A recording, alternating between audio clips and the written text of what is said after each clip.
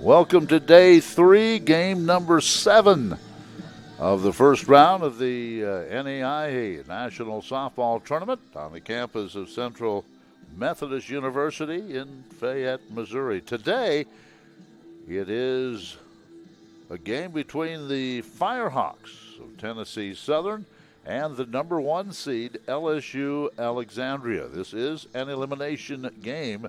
The winner will play about a half hour after this one against Central Methodist. Central Methodist is 2-0. Let's take a look at what happened yesterday.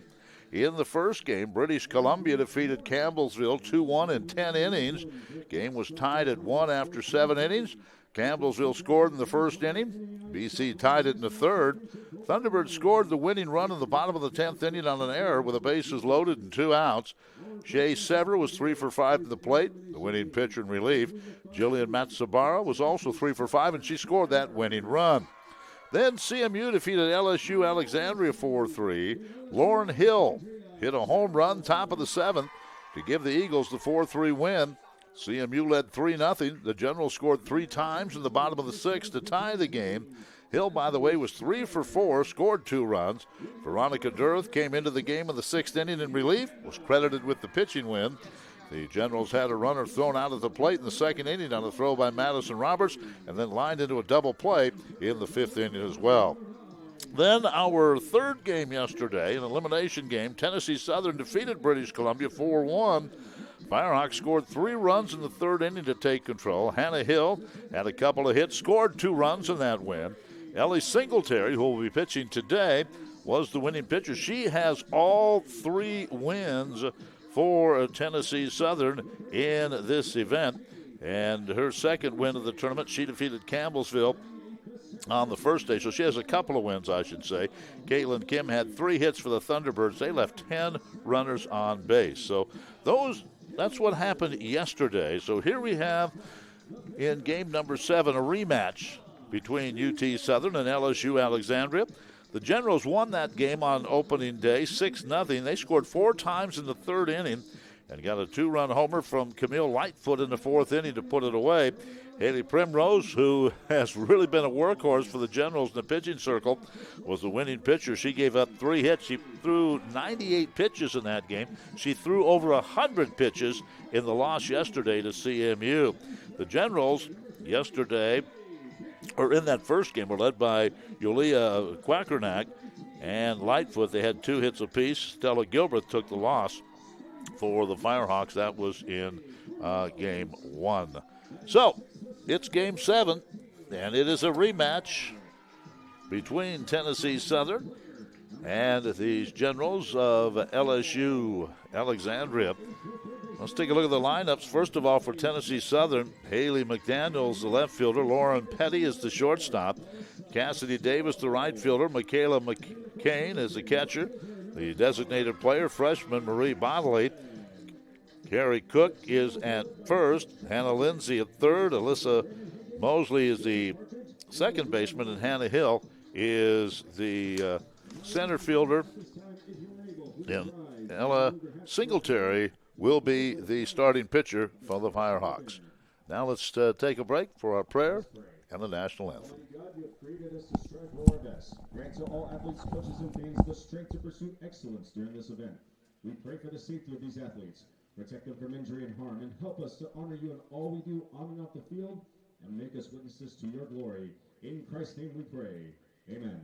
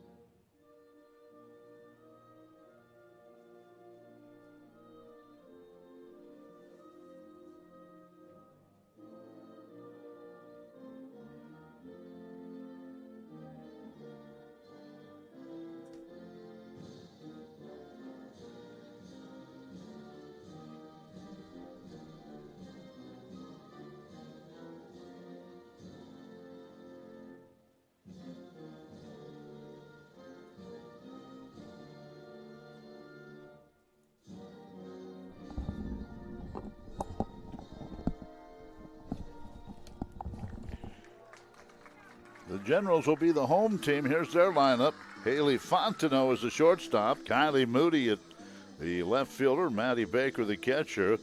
Julia Quackernack is the cleanup hitter, first baseman. Haley Primrose in the circle again today. Caitlin Dunbar, left fielder. Julian Howell is a DP. Molly Sistrunk is the third baseman. And Alyssa Swallow is at second, and she will be in the batting order today as well. We talked about Haley Primrose. 98 pitches on day one, well over 100 yesterday, and she's right back out there today to face Tennessee Southern for the second time. Again, the Generals won that first game on Monday by the score of 6-0. Elimination game. The winners will take about a half hour and play CMU. The Generals wearing their purple jerseys today with the white pants, the purple socks. And for the Firehawks, they have the white jerseys, the black pants, and the Tennessee orange numerals. We're ready to go, and stepping in is Haley McDaniel against Primrose. And day three is underway with a foul ball, 0-1.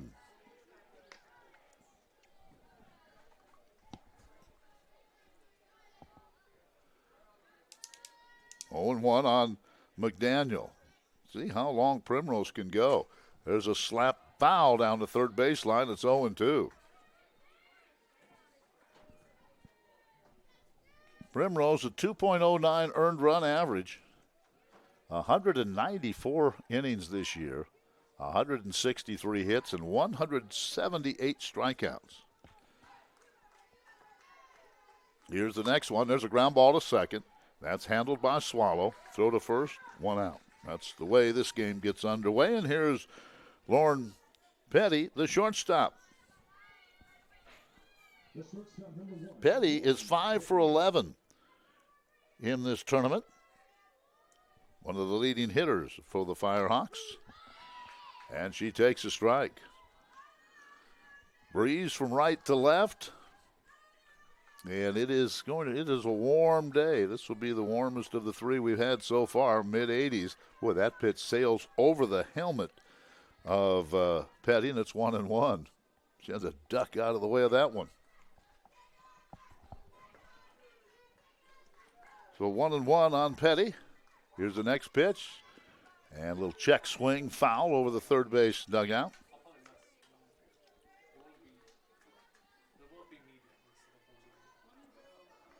So it is quickly 0-2. Here's the next one to Petty. This one, slap foul over the screen behind us.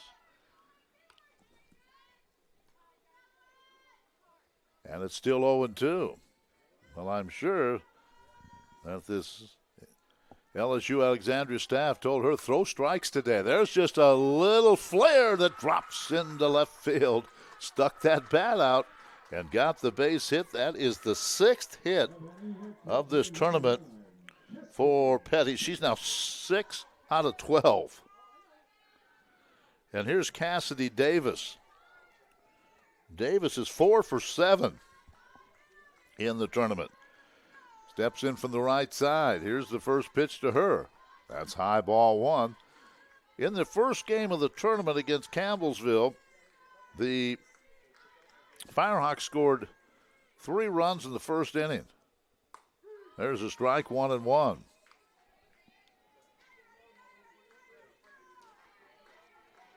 They were shut out by this General team in the third game on Monday.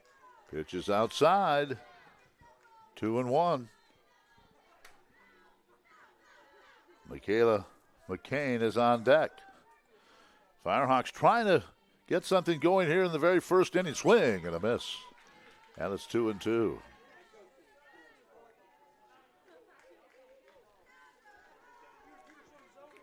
Petty's on at first. Here's the 2-2 pitch to Davis. Ground ball to second. Swallow flips to first for the out. Not in the play.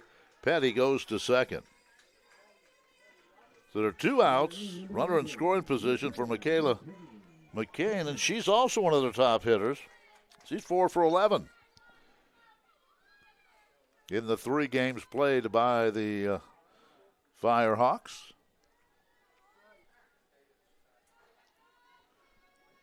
Here's the pitch to her. Another left-handed hitter. And that's strike 1 from Primrose. Firehawks are 32-20 on the year. They're 2-1 record here. Here's the next pitch. That's a little high. And it's 1-1. Central Methodist will play the winner of this one. Scheduled for a 2:30 start today. Here's the pitch. And that's fouled right in front of the first base dugout. Runner at second is Petty. McCain out of Morris, Alabama, does the catching for this team. Lines it foul, left side.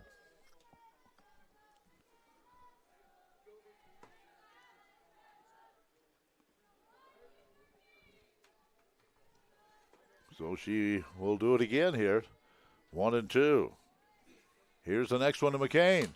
Fouled again, same spot, left side out of play. Well, already the Firehawks making Primrose work. She's thrown quite a few pitches here in the first inning. That pitch is up high. And it's 2-2.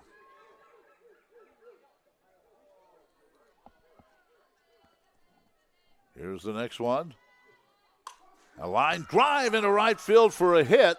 And they're going to hold Petty on at third. So first and third with 2 outs now. And here on the hit by McCain. And here is Marie Bodley, a freshman. Bodley is a designated player today out of Pulaski, Tennessee.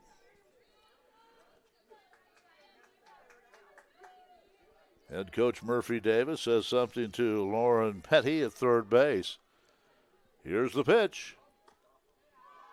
Ball 1. So once again, Primrose throwing a lot of pitches early in this game. 82 degrees as we start play today. Here's the next pitch. Swing and a miss, 1-1. I know it's early in the game, but it could be a big momentum at bat here, one way or the other. Here's the 1-1. Check swing outside, 2-1. Again, Primrose has thrown every pitch for the Generals in this tournament. And here's the next one. Foul, left side. Evens the count at 2. With 2 out. Petty on at third. McCain is on at first. Coach Davis held Petty up as Jackson really charged from right field. Here's the 2-2 pitch. Ground ball back to the circle, handed by Primrose, flips to first, and the inning comes to a close. In the inning, no runs, 2 hits, no errors, and 2 left. Bottom of the first coming up, no score.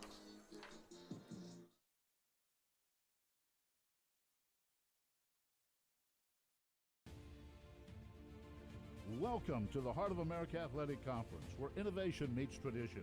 Here, growth is not just measured in victories, but in the development of character and sportsmanship.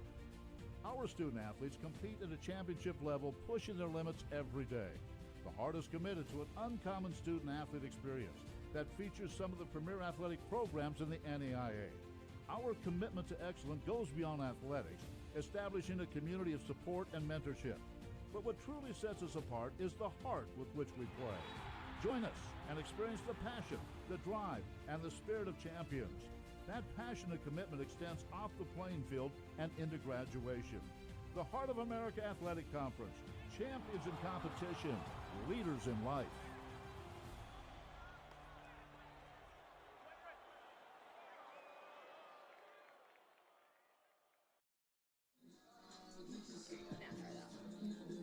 We go to the bottom of the first inning. Haley Fontenot, Kylie Moody, and Maddie Baker, the 3 hitters.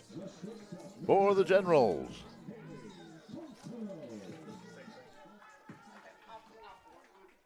Fontenot is the shortstop, and they'll face Ella Singletary, who has a couple of pitching victories in this tournament.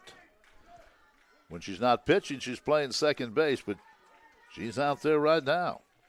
And she'll face Fontenot, Moody, and Baker here in the first inning. Here's the first pitch, popped up foul behind us, 0-1.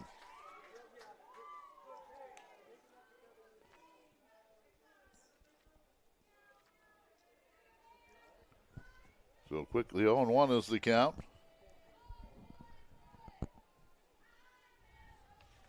Here's the next pitch to Fontenot, and that's a little bit outside. Singletary wears number 5. She's from Ardmore, Tennessee.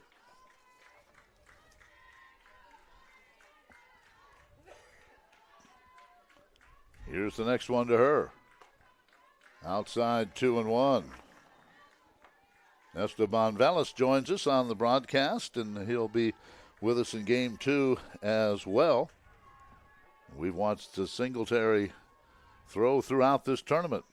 She got it underway with a win over Campbellsville on Monday, but here's a 3-1 pitch, and Esteban, it's going to be interesting to see how these two pitchers work today because they've thrown a lot of pitches in the last 2 days. Well, without a doubt, it's two arms that are really, really tired, and we talked about it earlier. I said I really hope both of these pitchers had some really good night's sleeps. They might even have their own hotel room at this point.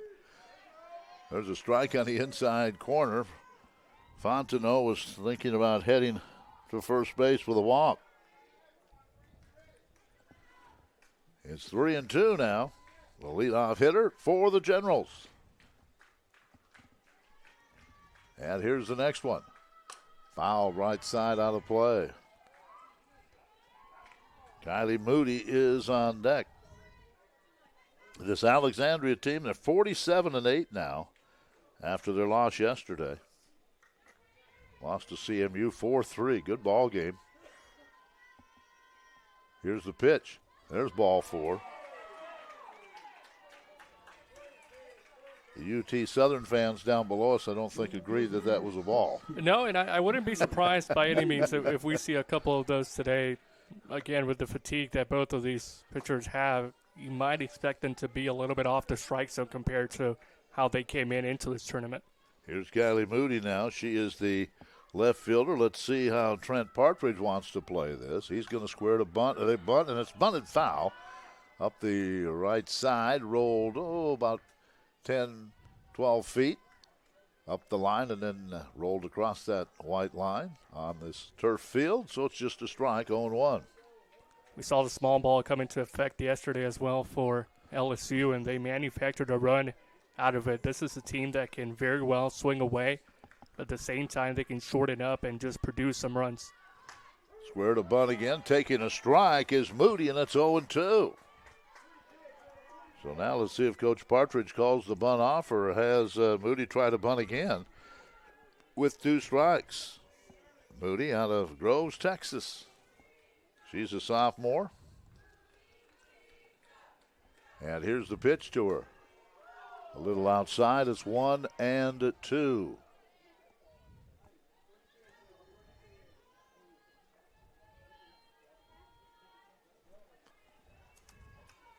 Singletary ready for the next pitch to Moody, and here it is. Ground ball into left field for a hit. So first and second, nobody out. Well, at first you don't succeed with the bunt, get 2 strikes on you, and go ahead and get a base hit to left field. Well, and that's one of the main differences when you compare a good player to a phenomenal one. The fact that they can be patient, as well as LSU have done all tournament, and then just wait for their pitch and take a hack on it when it seems right. Maddie Baker comes to the plate here. Maddie is the catcher. Wears number 38. She's from Sydney, Australia. 2 on, nobody out. Now she squares to bunt and bunts it foul down the first base side, 0-1. Singletary, a 2.32 earned run average. She has pitched 153 innings, given up 153 hits, struck out 137. She is no doubt the ace of this staff. And in an elimination game, they want her here, and it's quickly 0-2 as she goes right after Baker. We're in the bottom of the first, no score. Elimination game. Breeze picking up from right field to left.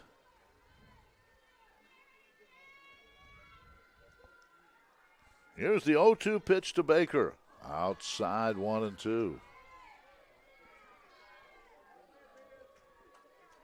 We'll go over the rest of the softball schedule, the different sites today as well. And all these site winners will head to Columbus, Georgia, beginning May 22nd. Here's the 1-2 pitch, way high, 2-2. Well, pitch count for both pitchers in the first inning, probably a little higher than they would like. And that's the one thing both coaches did not want to see coming in. Already that pitch count spiking up from the previous games, and if you can make any pitcher work here deep into the count, you're going to have a lot of success going forward. There's a ground ball. That's a fair ball. Step on third for one. Throw across for the double play.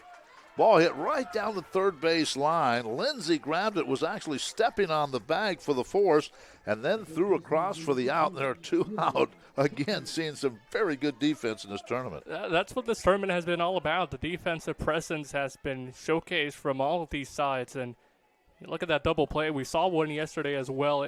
Double plays are something that is very hard to come by in softball. When you play some really good defense like these two teams have been doing all season long, it shows.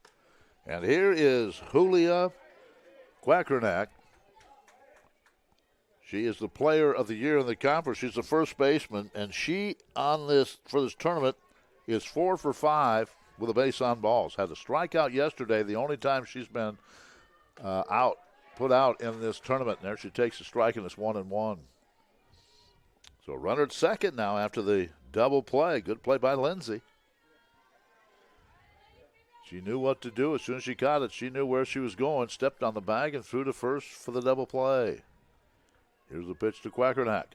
Swing and a miss on a pitch low and outside, and it's 1-2. Singletary looking for her first strikeout of the game.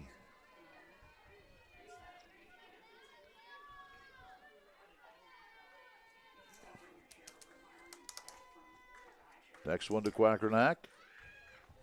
Just a little low. Well, it's coming right at her. Well, it's a good test for Singletary in this first inning, too, because she's going to have to work herself in and out of trouble throughout the game. Getting that exposure from the get-go might prove huge for her. Here's the pitch. Swing and a miss. And her last two at-bats, Quackernack has struck out. But in the inning, no runs. There was a hit and a walk.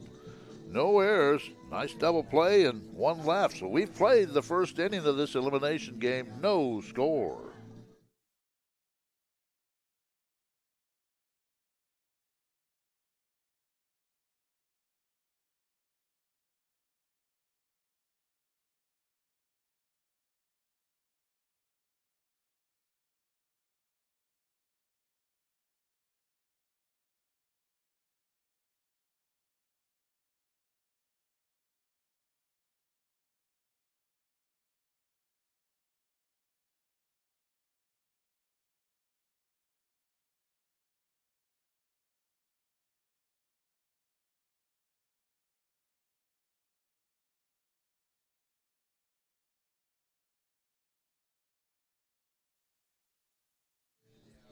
We head into the second inning.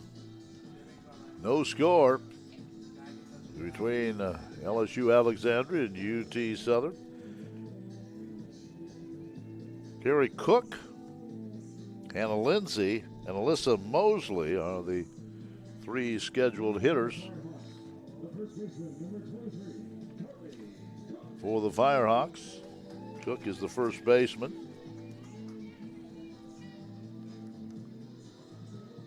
And she comes into this contest with a .274 average, 32 hits on the year, has a home run. And she takes ball one. Well, the breeze blowing a little bit toward left field now, so that might help anyone pulling one that way. Ball two.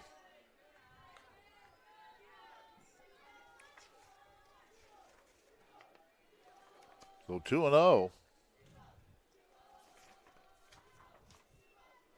And here's the next pitch to her. Swing and a foul tip. 2-1. I'm talking about that breeze blowing a little bit to left field. I don't care what breeze you had yesterday. That ball that Lauren Hill hit to win the ball game yesterday was going to go out. She murdered that ball. Even if the breeze was coming in, I it don't think there was matter. any chance of keeping that one in the yard. Nope. Here's 3-1 now as Primrose throws that one high and outside.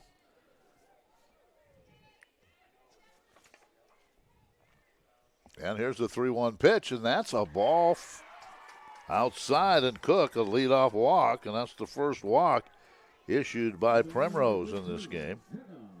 Singletary walked one in the first inning. So 1 on, nobody out for Hannah Lindsay. Lindsay is the third baseman. And she bunts it, and it is a foul ball as it spins right at the plate in the batter's box, and it's 0-1. So Murphy Davis trying to manufacture or put a runner in scoring position early in this one. Here's the next one to Lindsay. She hits this one to right field, but right at Jackson. One out. And heading back to first is Cook. Had it positioned perfectly for the out, and hits Alyssa Mosley. Number 21, Alyssa Mosley.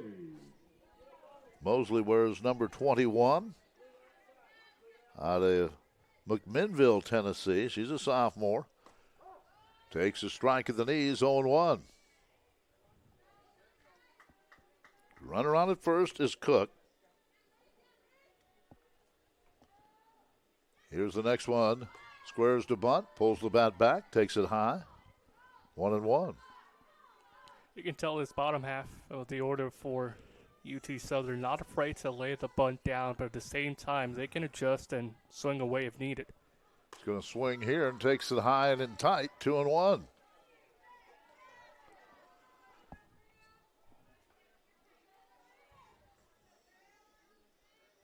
Two and one is the count on Mosley. And here's the next pitch to her.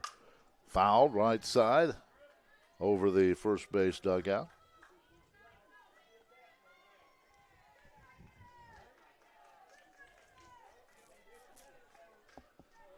So the count is now 2-2. And here's the next pitch to her. That's outside, 3-2. So Primrose again throwing a lot of pitches. One walk. Lindsay flied to right. Now Mosley has a full count. And here's the pitch to her. And a little soft liner into center field for a base hit. Just over the outstretched glove of Swallow. So first and second now with one out. And that's the third hit by the Firehawks in this game. Well, and a great at-bat by Mosley. Fouled off a couple pitches. First decided to try a bunt. Didn't work out. And after that was left to swing away, and she made the most of it. Hill out of Pulaski, Tennessee. The slap hit, foul, left side, 0-1. Then we get back to the top of the order, and all those left-handed hitters, there are a bunch of them in this Firehawk lineup. Here's the next pitch. Ground ball towards short. Handled there. Throw to first. Low and out. Now the first base coach saying she never held on to the ball.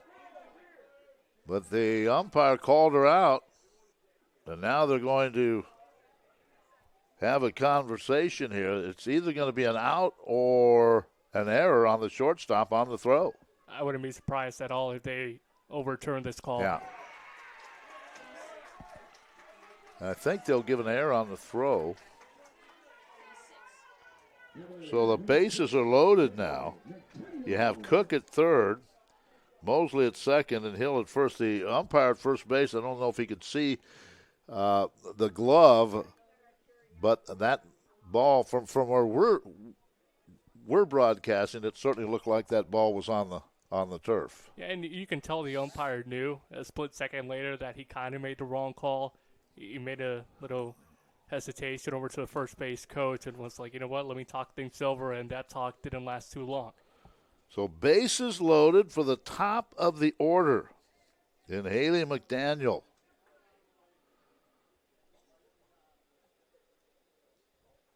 On at third is Cook. Mosley at second. Hills at first. Head coach Trent Partridge is getting an explanation. I'll tell you this, he has not been a happy camper with the umpiring crew this tournament, going back to yesterday as well. A couple calls that were overturned against LSU, and rightfully so. He's trying to plead his case. But that one looked pretty obvious that was a low throw and a safe call at first. So here's McDaniel, grounded to second, swing and a miss. Primrose has 178 strikeouts on the year, and she really could use one here. McDaniel trying to put the ball in play. Bases loaded with one out. Strike two on the outside corner. Well, the Firehawks stranded 2 runners in the first. They have them loaded here with one out.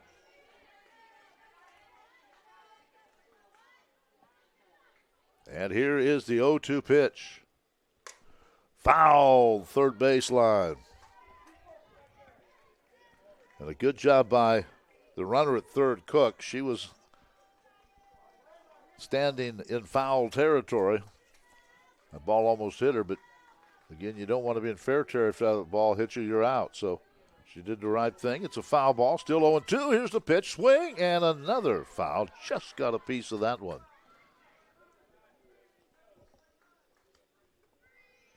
Well, the infield is in. Looks like they'll come home with any kind of a ground ball here. Try to cut the run at home on the force play. Once again, here's the 0-2 pitch. Foul back to the screen. She did a good job just to get the bat on that one. That's the most important part. Just fight at the plate. Get something on that softball. Look to stay alive and work the pitch count up of Primrose. Bases loaded, still 0-2. Here's the next one. Ground ball to short. Coming home with it. Force out there. Bases still loaded. So Primrose got what she needed, a ground ball to short. They force Cook at home. Mosley goes to third. Hill goes to second. And on the fielder's choice, McDaniel is at first. And here's Petty. She already has a hit. She's 6 out of 12 on the year, on the tournament, and it's 1-0. Bases loaded, a 1-0 count on the shortstop, and the pitch. Slaps this one, foul down the left side. And it's 1-1. Big opportunity right here for UT Southern. Now there are 2 outs, and the infield backs up into normal depth, and the pitch. Slaps this one foul, and it's quickly 1-2. And Primrose knows she needs to make an adjustment. Go back to the first at-bat for Petty. It was only a single, but either way, it was the first hit of the game against Primrose, and she lets one here. It's going to be more costly than that first one. Petty walks over to the first base dugout. Now she's ready to go. It's a 1-2 count. Bases are loaded with 2 out. We're in the top of the second inning. No score. And here's the pitch to Petty. Outside, 1-2. Now that pitch by Primrose was outside intentionally. Seeing if she could get Petty to go for it. Petty, the veteran player she is, wouldn't do that. Here's the next one. And that's slap foul, third base side. Picked up in foul territory by Molly Sistrunk, who's playing in third for the Generals. Bases loaded. Here is the 2-2 pitch. And that's fair down the left field line just by the bag. It's 1-0 as all the runners will move up, and Petty's 2 for 2. That little slap hit from the left-hander went right over the bag for a base hit. Mosley scores. Hill goes to third. McDaniel to second, and now Petty 2 for 2 with another base hit and an RBI. Well, 2 singles for Petty in her 2 at-bats. One more productive than the other, but she'll take both happily. There is a strike, and she now, get this, is 7 for 13 in this tournament.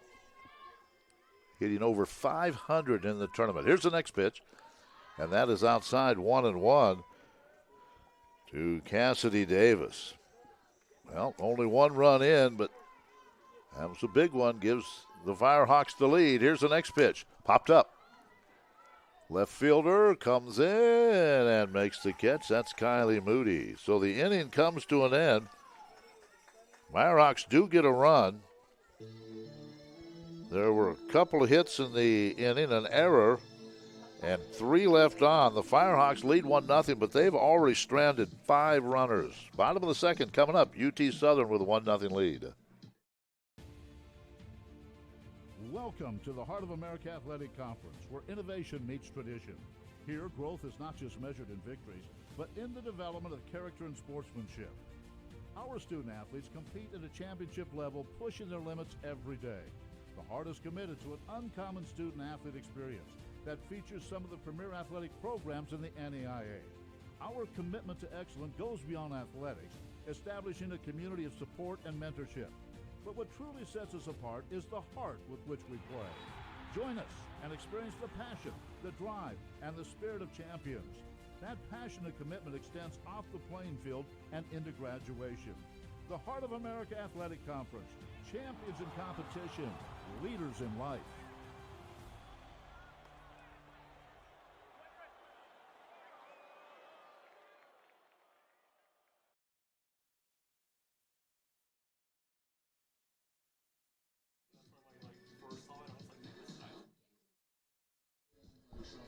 Here we go into the bottom of the second inning. 1-0 Primrose, Dunbar, Howell, the 3 scheduled hitters for the Generals. They're the number 1 seed. They're 1-1 in this tournament.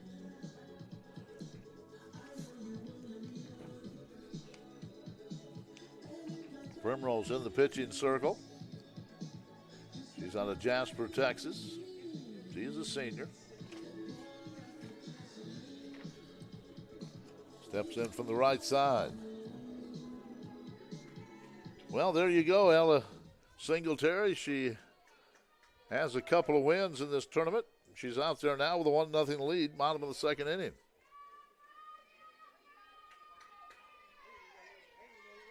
Trying to get her team into the 2:30 contest today. Here's the next pitch. Her first pitch fouled off the screen, 0-1.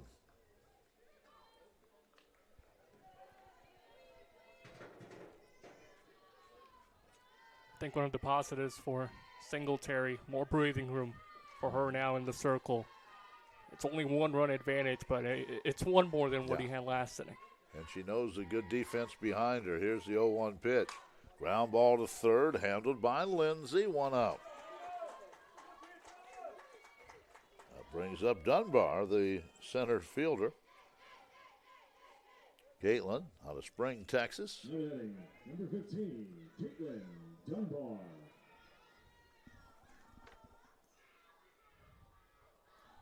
Dunbar, another right-handed hitter. She's 3 for 6 in the tournament. Takes a strike, so she's had a good tournament.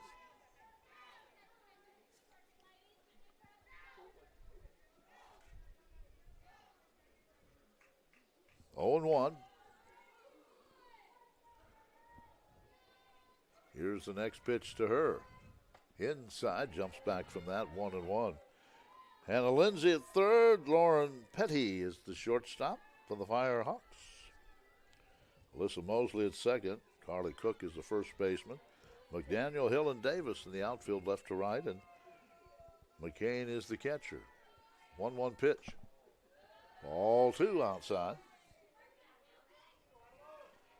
Singletary walked the leadoff hitter in the bottom of the first inning. We got that nice double play.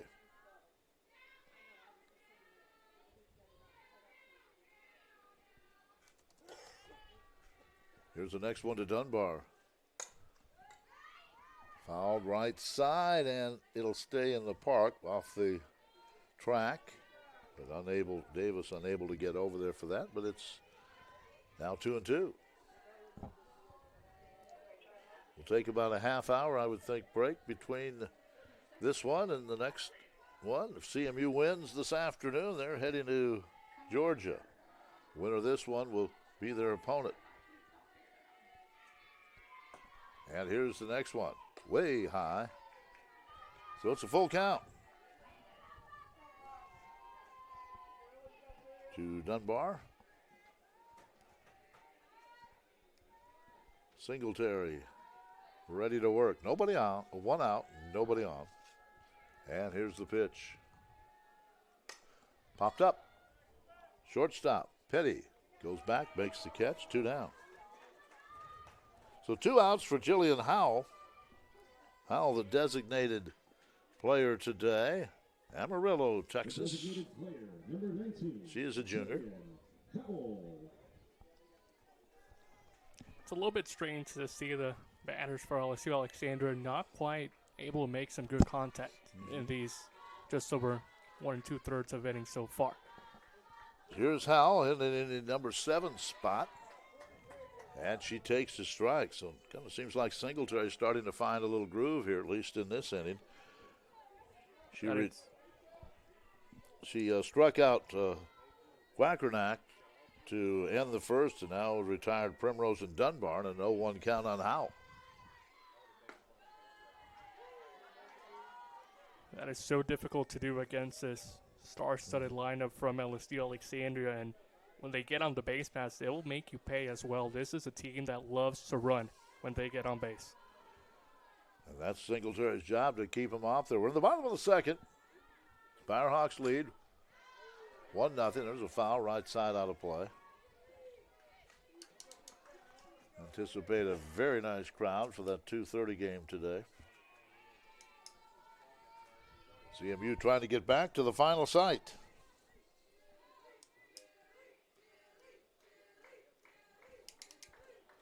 Here's the pitch to Howell. Floats this one in, but it stays outside. It's 2-2.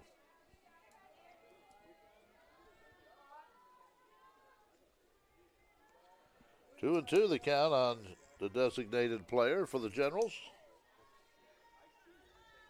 And here's the next one to her. Foul back again. We'll get both of these pitchers having to work early in this game.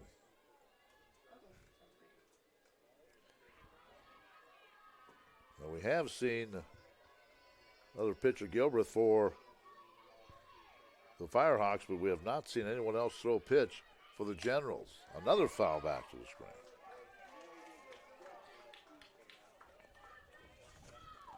And I kind of talked about it yesterday in LSU's game as well, but the fact that it's only been one pitcher for Primrose the entire tournament, it kind of leaves some question of how deep in that rotation can you really go.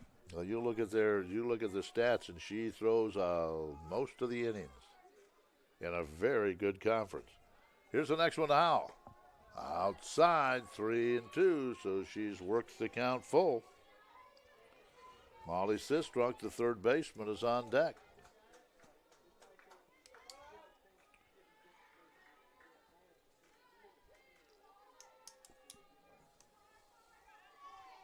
Here's the 3-2 pitch. Popped it up into short left field, and Campion under it, McDaniel. So a 1-2-3 inning for Singletary after her club gave her a run on the top of the inning. Nothing across. We head to the third. Firehawks lead at 1-0.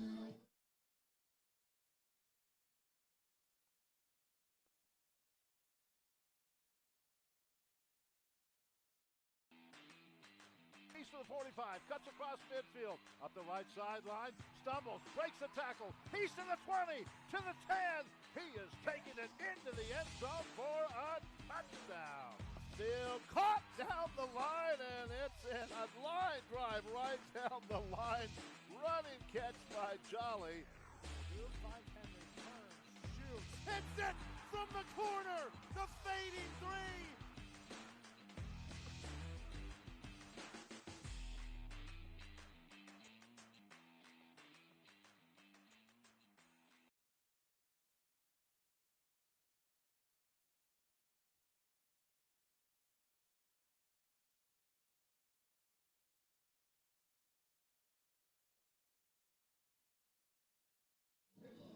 We We head into the third inning. I'm Ken Cuiava. Esteban Velas alongside, and Esteban's going to have the third inning. Score 1-0 Firehawks. Well, it's the first pitch by Primrose. Misses first ball to begin this top of the third. It's LSU up 1-0. Or check that, LSU down by 1. UT Southern trying to pull up the upsets. Head on to hopefully the final game of the day. McCain had a base hit in the first inning. She's up there now with a count of 1-1.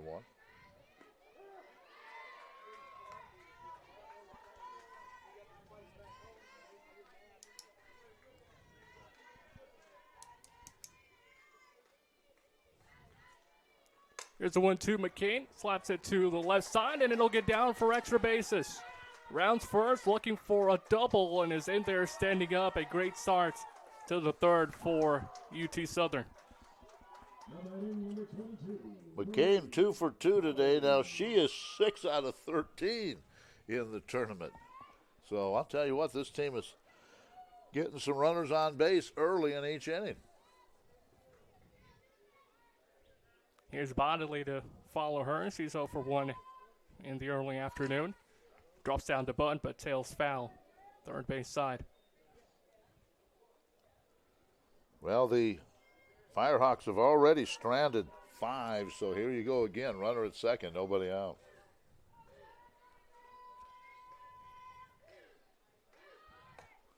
Takes the 0-1. Doesn't catch any part of the strike zone, even counts. Bodley, little tapper right back to Primrose in her first AB. To third, goes foul, and smartly done by Cistern at the hot corner to let her roll. Yeah, no, she wasn't going to get anybody out with that one, so she just let it roll, and as soon as it crossed that line, she went and got it. That's a good play. Primrose looking for her first strikeouts of the afternoon. Here's the 1-2. Bodley stays alive. They are really making Primrose throw a lot of pitches. That is huge, especially in a day like today. Especially if they would come back and win, have to play again. 1-2, softly hit, third base. Cistron on an off-balance throw to first. Completes to beauty. There's down number 1, but McCain advances 60 feet to third. So you talk about a productive out. You hear that term, and there you had one. Even though Bodley rounded out, she was able to get that runner to third base. Well, and she was trying to bunt pretty much the whole at bat. That basically works out like just exactly that.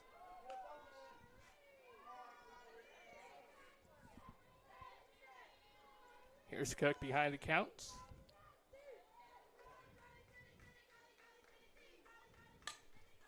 Oh, and 2. Well, once again, Primrose, that runner at third. She's looking for her first strikeout, and she has Cook 0-2. Cook walked her first time up. Was forced out at third. Takes the 0-2 and swings and misses. And there is the first K by Primrose, 2 retired. Runner number 13, Hannah Lindsay. Primrose, really known for being a strikeout pitcher, has struggled with that in the tournament. Less than a handful yesterday, as this one is well struck to right, but Jackson cams under it for the final out. Well, UT Southern, they get a runner in scoring position, and their second run of the game was just 60 feet away, but Primrose coming in clutch and settling down the Firehawks. We'll head to the bottom of the third, 1-0.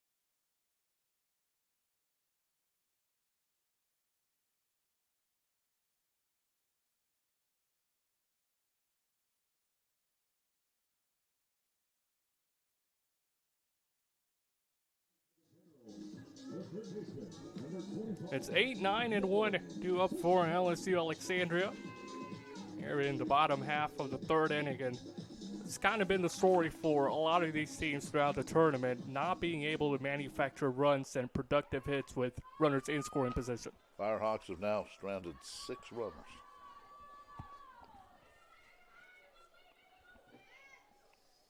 First pitch to Sinstruck. Swings and misses. 0-1. Sistrunk out of Kaplan, Louisiana.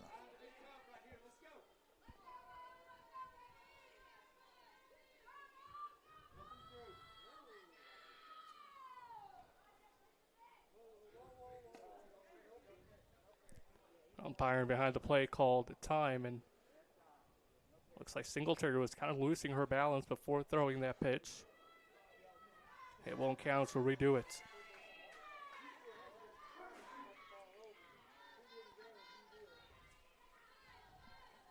First at bat of the afternoon for Maddie.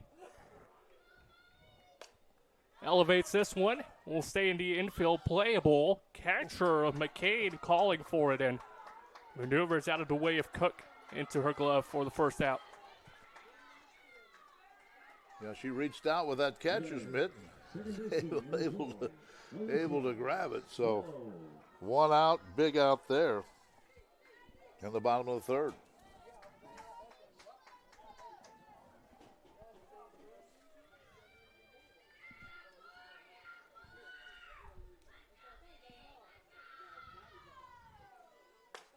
Hello pitch, taken for strike one. Alyssa Swallow, she's played some second base, but this is the first time in the tournament that she has actually been in the batting order.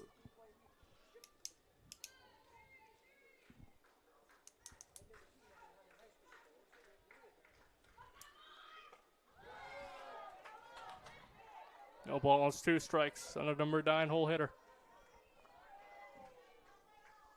This is a lineup of LSU Alexandria that has been kept quiet so far. Only 1 hit, 1 through 8. Fouled away. And they had the first 2 batters in this game in the bottom of the first on. Fontenot with a walk and Moody with a base hit. But remember then the double play, and that really set the tone for this one so far.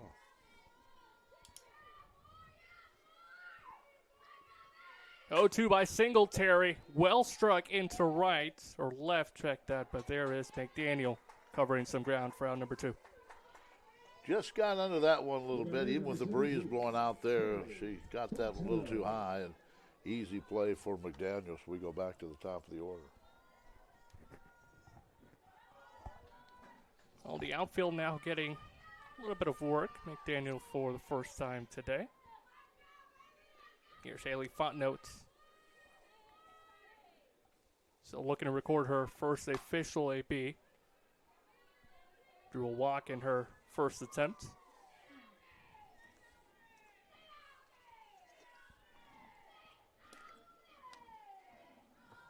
The only walk given up by Singletary this afternoon.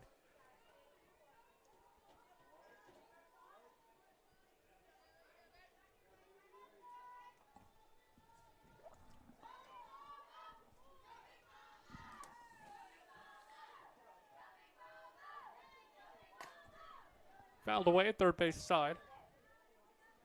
No balls, 2 strikes.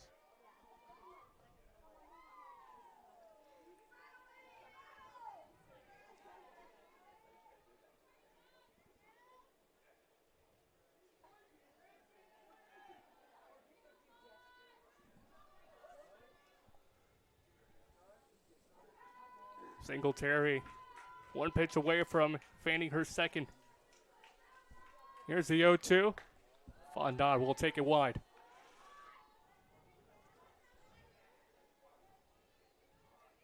Having quick innings for either one of these pitchers is going to be key going forward. Singletary looking for a 1-2-3. Gets popped up. Looks to be trouble at center. Hill going back in front of the warning track. Has it for the final out. Well, Fontenot gave that one a ride, but Hill was placed perfectly and with no trouble was able to knock it down. We play 3. We'll head to the top of the 4th. It's UT Southern up by 1.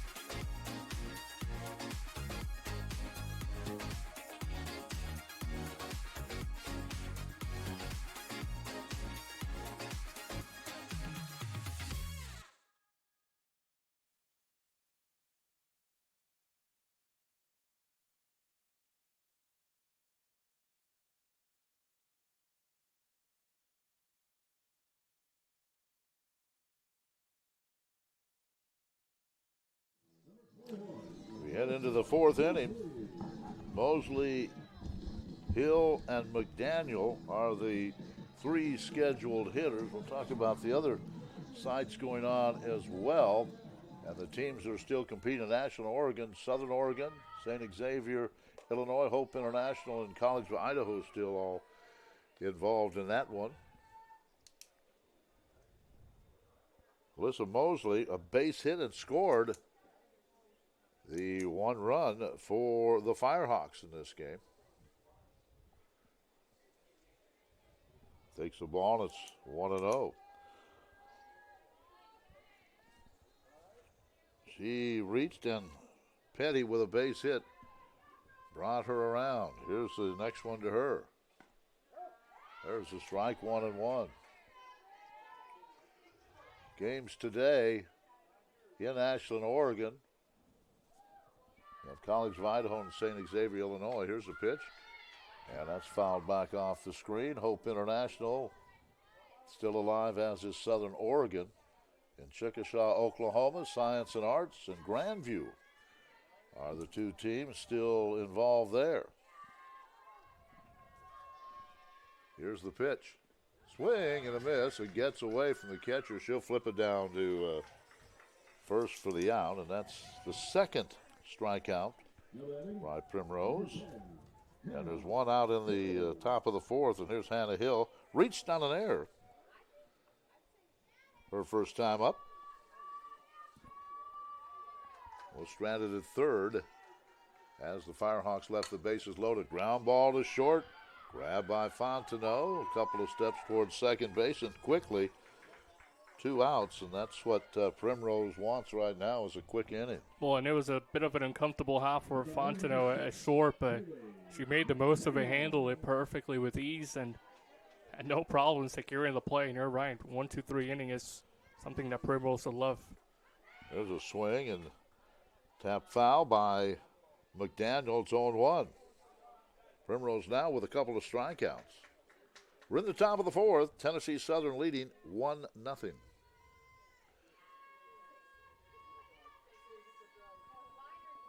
Here's the next one to the leadoff hitter. Slaps this one off the screen to our left. Oregon Tech, Southeastern Florida, Midland, Nebraska. Midland, Nebraska, traveling all the way to Oregon. They're 2-0 in that tournament. Here's the next one to McDaniel. Ground ball to short. Fontenot gets her, so she gets the last 2 outs. A quick 1-2-3 inning. 1-0. Tennessee Southern, we head bottom 4.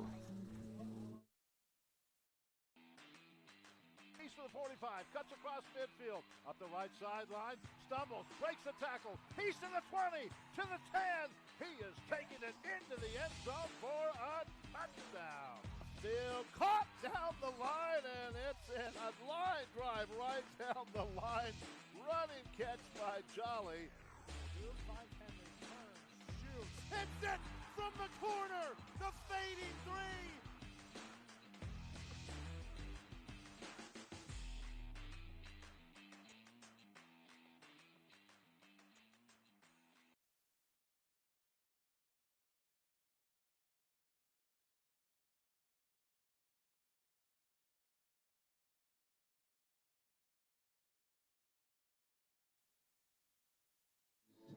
go to the bottom of the fourth inning. It's Kylie Moody, Maddie Baker, and Julia Quackernack, the three scheduled hitters for the Generals. The number one seed, they trail here 1-0. Other teams still competing at Lawrenceville, Georgia. Georgia Gwinnett, St. Thomas, Florida, and Evangel out of Springfield, Missouri. They're still playing today. At Marion, Indiana, Indiana Wesleyan, Rio Grande, and Reinhardt, Georgia playing. Here's the pitch. Fouled, out of play, right side. In Oklahoma City, Missouri Baptist out of the St. Louis area, and Morningside, Iowa still competing there. In San Antonio, Texas, Our Lady of the Lake, the defending national champs, and Eastern Oregon will battle it out today.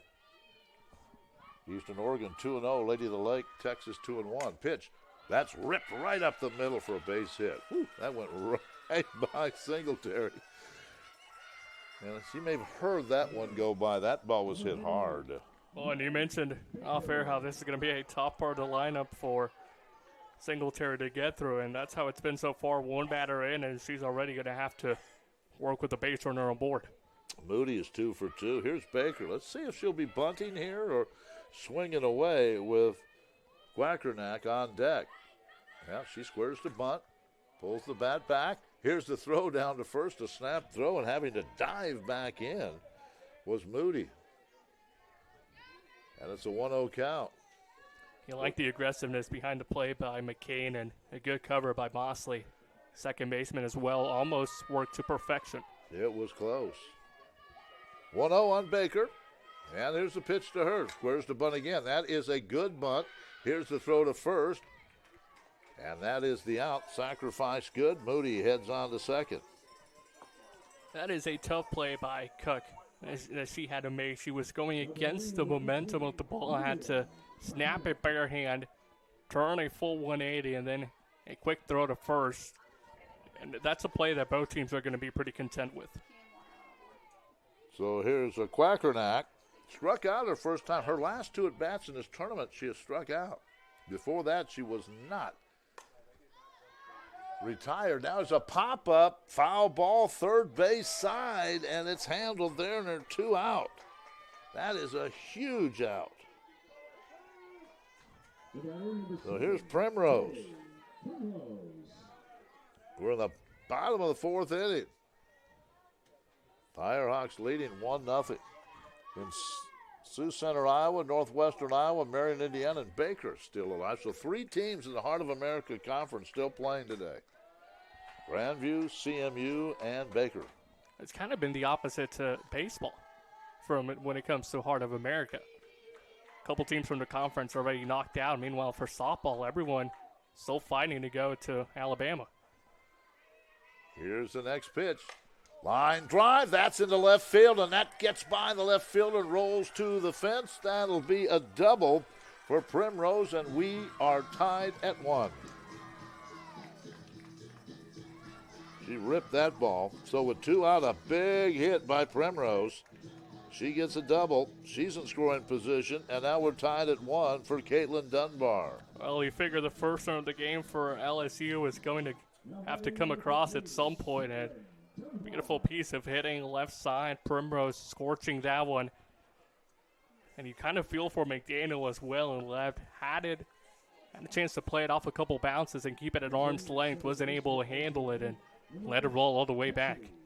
Cassidy Tucker is running for Primrose at second base. Give her a little breather before she hits back to the pitching circle. So the go-ahead run is at second base. Cassidy Tucker out of Bay City, Texas. And here's Dunbar. Popped out to short her first time up. We're in the bottom of the fourth, and we're tied at 1. Swing and a miss by Dunbar. If you're Primrose, you're pretty much double happy right now. You're the one in the circle. You gave up that first run, but at the same time, you capitalized on a double, someone at second base, and then you did so yourself to get your team back into this game. Dunbar waits. Here's the next pitch to her. Outside 1-1. In Williamsburg, Kentucky, all 4 teams still alive. Cumberland's 2-0. Texas A&M, Texarkana, Mobile, and Cornerstone, Michigan all are both 0-1. And Texas A&M Texarkana's 1-1. Texarkana. Here's the pitch.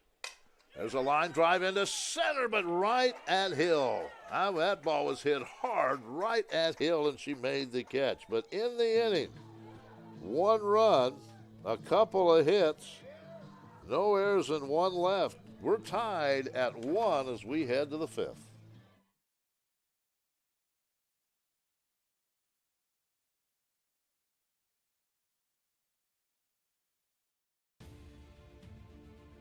Welcome to the Heart of America Athletic Conference, where innovation meets tradition. Here, growth is not just measured in victories, but in the development of character and sportsmanship. Our student athletes compete at a championship level, pushing their limits every day. The Heart is committed to an uncommon student-athlete experience that features some of the premier athletic programs in the NAIA. Our commitment to excellence goes beyond athletics, establishing a community of support and mentorship. But what truly sets us apart is the heart with which we play. Join us and experience the passion, the drive, and the spirit of champions. That passion and commitment extends off the playing field and into graduation. The Heart of America Athletic Conference, champions in competition, leaders in life.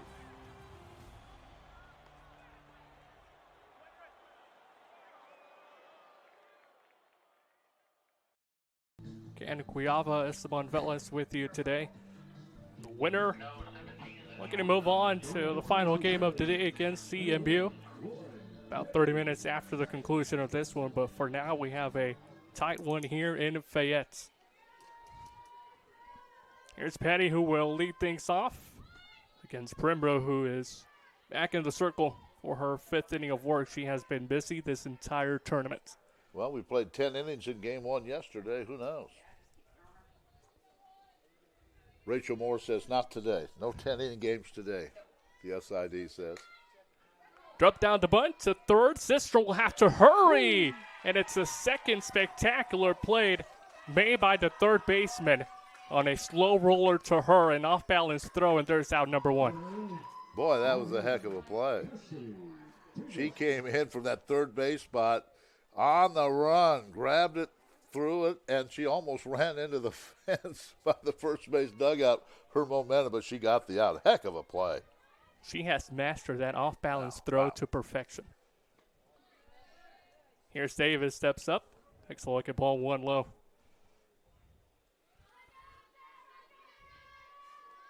Over 2 on the day, Davis. Ground out and a flyout. Back in the first 2 innings.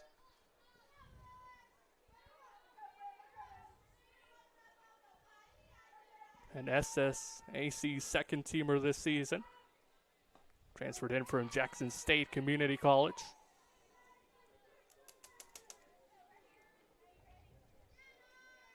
You look at the roster from both of these teams. There are a couple players that can do some work in the circle as well as hit in the plate, and Davis is one of those.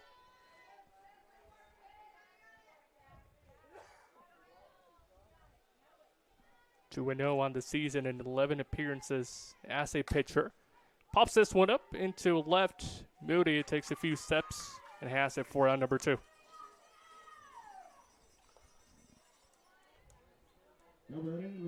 That's now 6 in a row, 7 in a row retired by Primrose. 8 in a row. That's 8 in a row, so she's kind of getting in a groove here. Softly hit to first, but will roll foul. Well, and if you want to have trouble pitching-wise, you want that to be in the first couple of innings, which is kind of what we saw from Primrose. Well, after McCain got that doubles, she's retired the next 8. Here is McCain herself at the plates. She's behind in the count, 0-2. She's 2 for 2 with a base hit and a double. Eyes the 0-2. There's the first ball of her AB.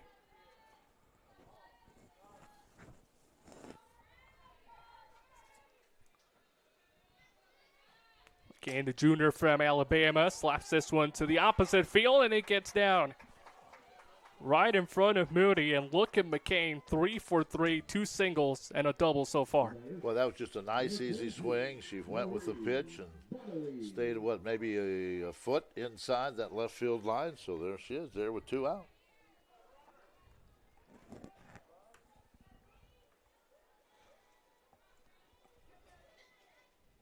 That streak of 8 straight retired for Primrose comes to an end. Here's Bodley looking to extend the inning. Pops this one up. A couple ground outs in her ledger so far. Had a tapper right back to the pitcher in the first. Softly hit one to the third baseman in the third. She's ahead 2-1.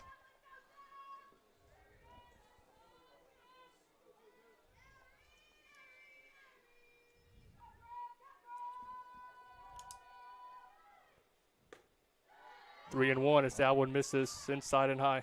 Well, interesting here with the easy first 2 outs. Not easy, but got the first 2. Now runner at first and a full count, 3-1 count. There's a walk to the all-freshman first-teamer in the SSAC conference, and the inning will continue to aboard it. Now it's starting to get a bit dicey for Primrose.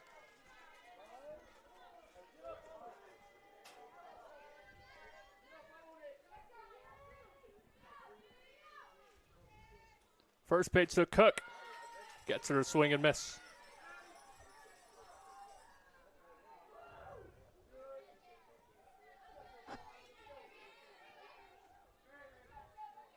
Cook, one of so many JUCO college transfers for this UT Southern team.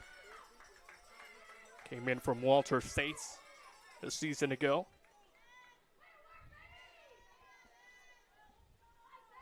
Her 0-2 pops it up into the gap, but covering some room is Jackson, who has it in front of the warning track for out number 3. It's kind of been the story of the tournament. You get runners on base, but it's been a bit difficult for both of these teams to catch them in. It's 1-1. We'll head to the bottom of the 5th here in Fayette. Welcome to the Heart of America Athletic Conference, where innovation meets tradition. Here, growth is not just measured in victories, but in the development of character and sportsmanship. Our student athletes compete at a championship level, pushing their limits every day. The Heart is committed to an uncommon student-athlete experience that features some of the premier athletic programs in the NAIA. Our commitment to excellence goes beyond athletics, establishing a community of support and mentorship. But what truly sets us apart is the heart with which we play. Join us and experience the passion, the drive, and the spirit of champions. That passion and commitment extends off the playing field and into graduation. The Heart of America Athletic Conference, champions in competition, leaders in life.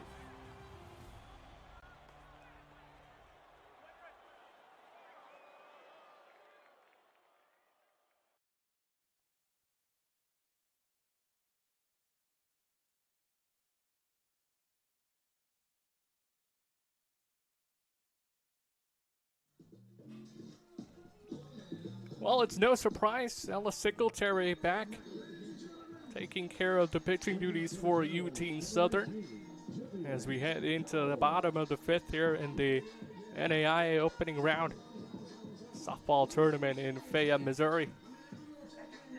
She's given up just 3 hits, walked 1, struck out 1.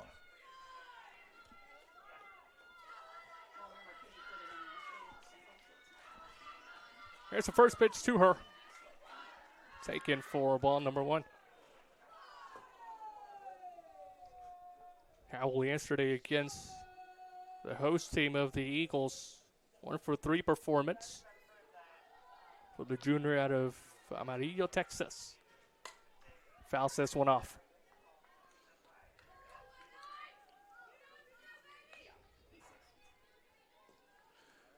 You know, you talk about extra innings. I'll guarantee you, Pat and Gene Reardon wouldn't mind if this one went about 15 innings, would they? To wear these teams out before they get in that next game. They would be the happiest coaches on the tournament. Yep. Upstairs, 2 balls, 1 strike. A couple coaches were happy yesterday with that first game, heading into 10 innings. Of course, UT Southern, one of those teams that played.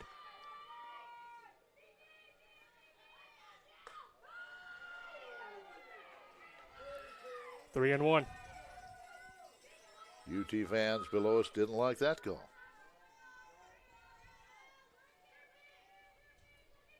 Howell came into the tournament hitting .354 in 45 games. Takes that one low, and it's a leadoff base runner for LSU. Second walk given up by Singletary.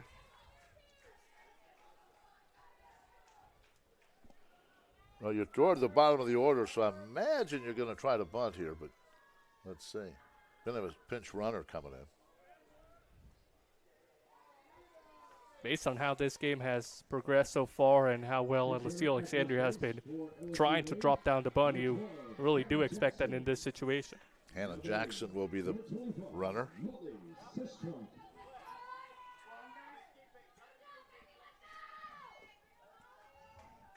Eighth hole hitter of Maddie Sistrunk due up.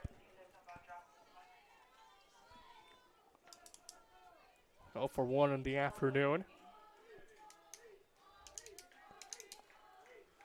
A Lacey flyout in the third inning, right back to McCain, the backstop.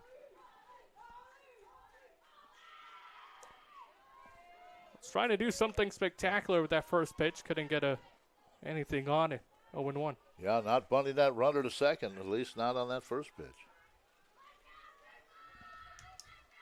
Corners are playing in for UT Southern. There's the bunt, drops it beautifully right in front of the catcher, but will get called a foul ball, and instead they'll say she was out. Yeah. Ball hit her bat and then hit her after she bunted it, and so she's going to be out. Well, you can't get much more unfortunate if you're LSUA right now. Yeah, that was a good bunt, but as she took off from the right side, the right-handed batter's box, she ran into the ball. There's the first pitch strike on Swallow, number 9 hole hitter. She flied to left her first time.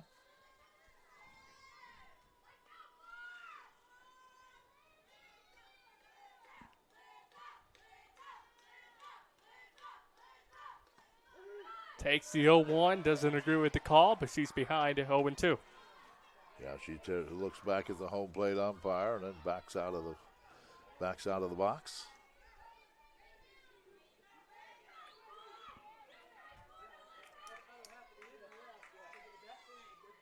Singletary looking for her second K.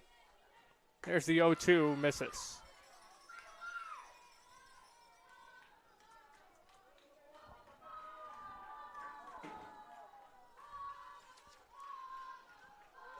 LSU's offense has struggled to get going, 3 for 14 in this game.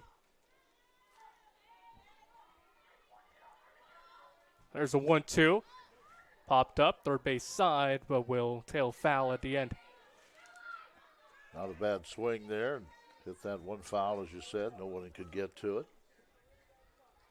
Top of the order, and Fontenot up next.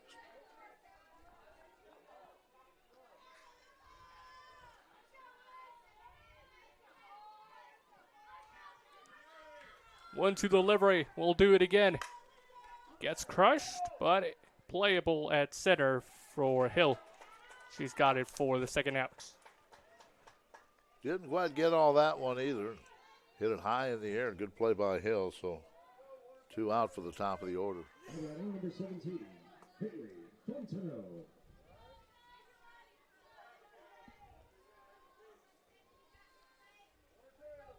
This is a batter that you really want to set down if you're Singletary.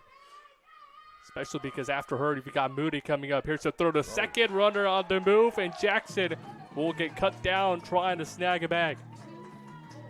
Tried to steal on the bunt attempt, and she's out. So pretty good job by Singletary. Well, McCain showcasing her arm behind the plates, and she ends this inning scoreless. We're still tied up at 1, top of the 6th when we come back.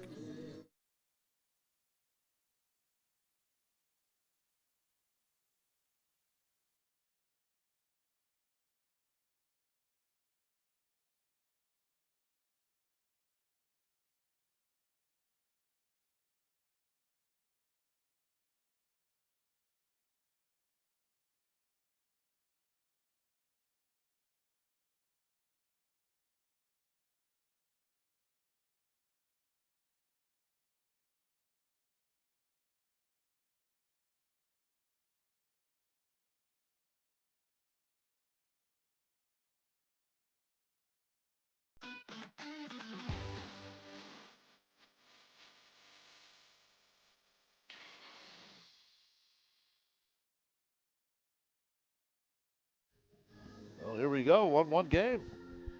Sixth inning. Lindsay, Mosley, Hill, the three scheduled hitters for the Firehawks. You know, that first game yesterday that went 10 innings, there were some very good defensive plays in some of those extra innings. But we'll see what happens here. That's ball one to Hannah Lindsay. She's 0 for 2, flied out to the right fielder Jackson both times. Line to center. There's Dunbar, moves a couple of steps to her left. And she makes the catch for the out. There might be something with Lindsay in the outfield. That right center gap, kind of. She's hit 0 for 3 and put them all out in that area. Here's Alyssa Mosley, who scored the only run. And she'll have another hit. It's a little blooper into right field. Jackson came in. She was thinking about grabbing that ball and trying to throw it to first, but she kind of mishandled it. So it'll be a base hit for Mosley. She scored the only run for the Firehawks, and she's on at first with one out for Hannah Hill. Well, and Jackson also thought about going head first, diving for that ball initially, but she did very smart in holding back that runner at first. Not as bad as if he let that ball get past you and that runner advancing all the way to second, maybe even third if it rolls over to the wall. Hill is 0 for 2. Reached on an error, was stranded at third in that second inning, then grounded to short. Takes ball 2 from Primrose. Primrose has walked 2, struck out 2, and given up 7 hits now. And there's another one outside. If she gets on, we go to the top of the order.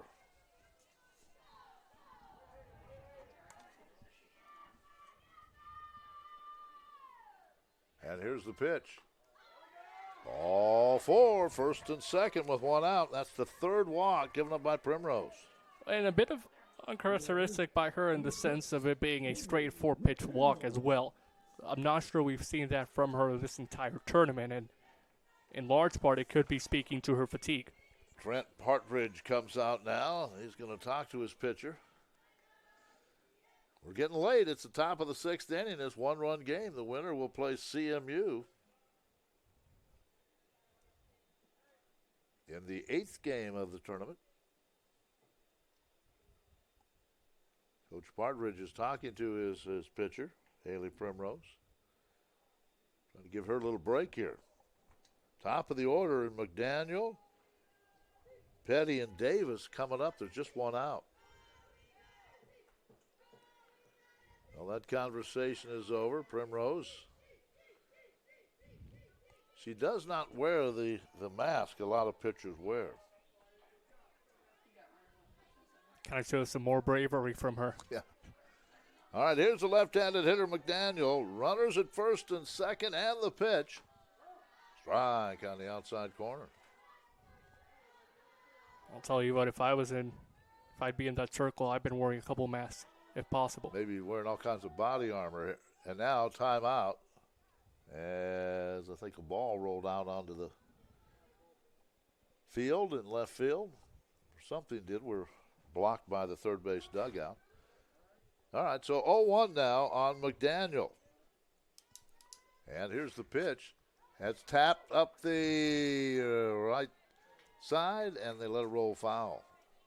Just up that first baseline, and they weren't going to get her, so the only thing they could do is hope that ball went foul, and it did. That's 0-2. Well, McDaniel had to kind of shiver out of the way of that ball. Was so close to hitting her in the back. Had to take a few steps to her right, and thankfully didn't catch her. Foul left side now. Good swing.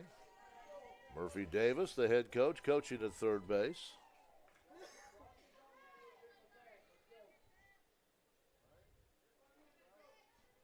So still 0-2, and the pitch.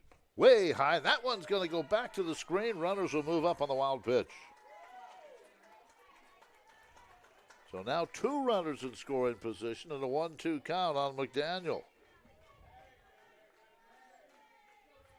Remember this UT Southern team, the 5th seed in this tournament. And here's the pitch. Swing and a miss. What a huge strikeout for Primrose. That's her third.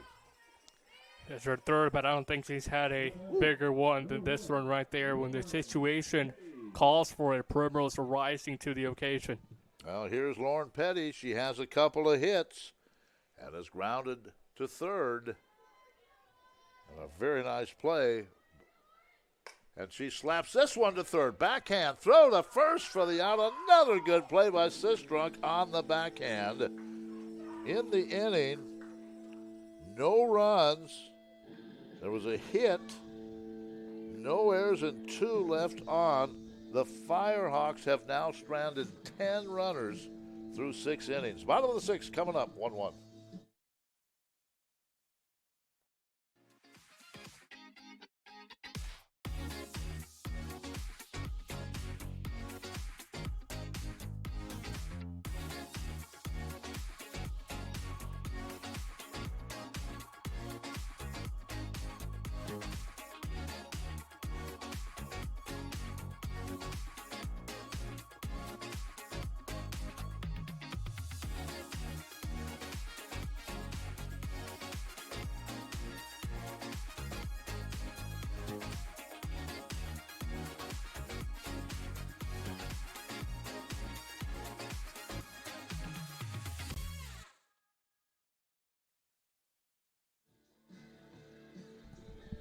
Bottom of the 6th. And we're looking at the top of the order.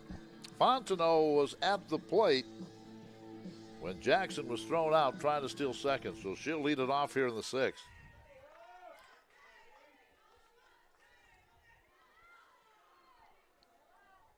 Fontenot, Moody, and Baker. First pitch.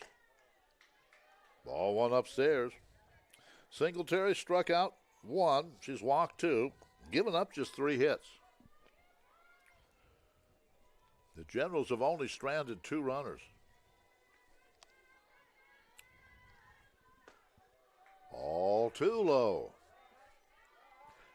One of the good things for LSU, it's kind of a fresh start for them. You're back to your original top of the order. You can get something going with this part of the lineup that you really, really trust. Here's the 2-0 pitch. That's a strike.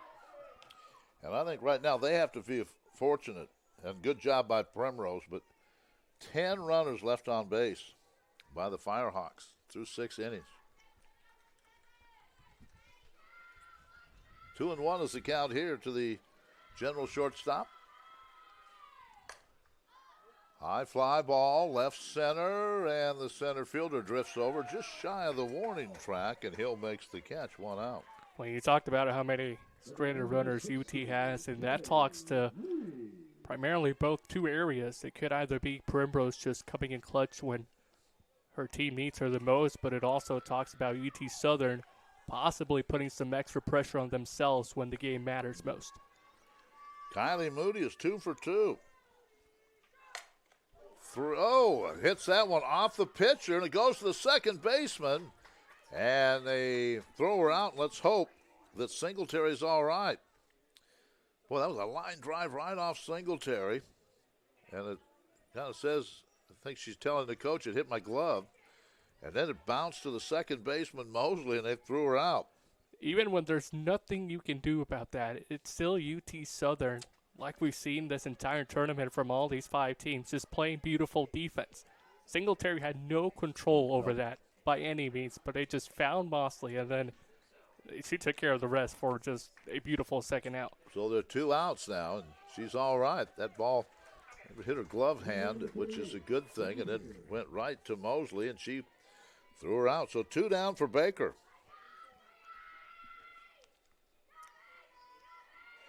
That ball was scorched. If you're Moody, the hitter, there's nothing you could have done better.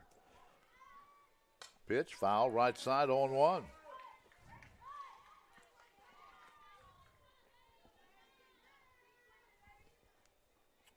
So the first 2 out here.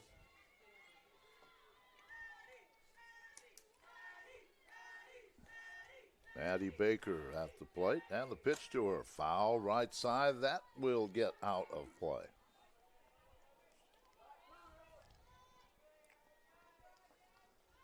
So quickly 0-2.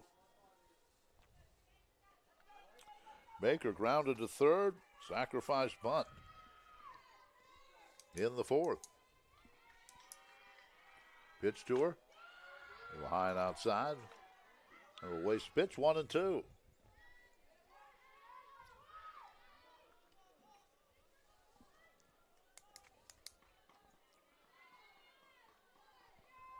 Singletary ready, Baker's ready, and here's the 1-2 pitch.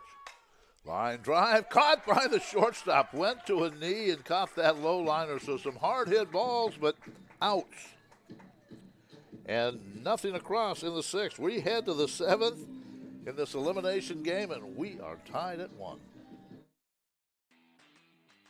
He's to the 45, cuts across midfield, up the right sideline, stumbles, breaks the tackle. He's to the 20, to the 10. He is taking it into the end zone for a touchdown. Still caught down the line, and it's in a line drive right down the line. Running catch by Jolly. He'll find Henry, turns, shoots, hits it from the corner. The fading three.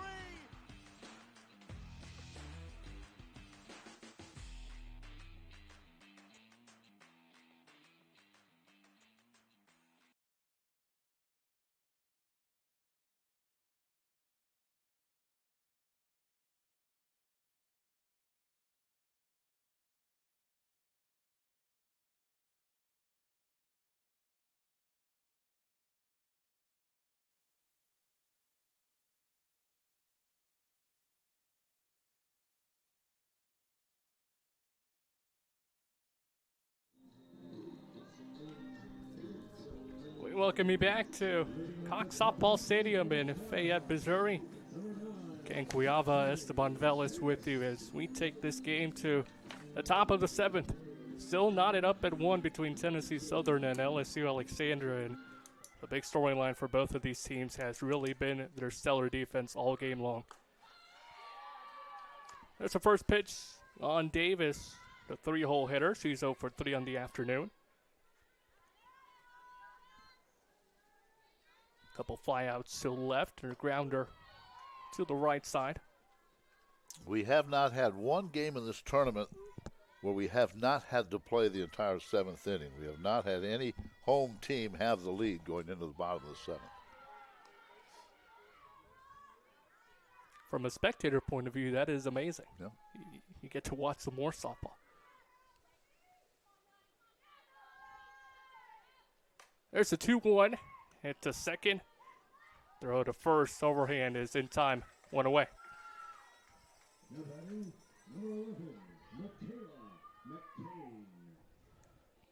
You thought both of these pitchers, or at least one, would be tired heading into today, but they have done their job in the circle. Primrose over 6 innings pitched after throwing just south of 100 pitches 2 days ago and well over 100 yesterday.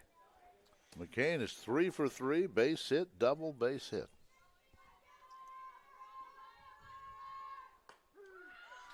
A 1-2.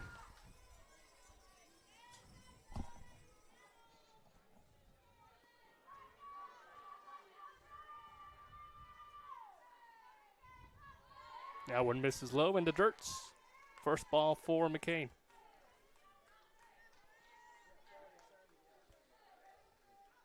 Primrose just north of 110 pitches.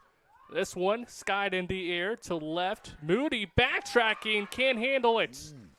It's extra bases for McCain, a stand-up double, and the go-ahead run for UT Southern 120 feet away. Well, I think the wind had a little something to do with that one. That got up in that breeze and just kept going and going and going, and finally Moody reached up, couldn't grab it on the warning track, and there she is at second base. We'll have a pinch runner for her out at second with a go-ahead run.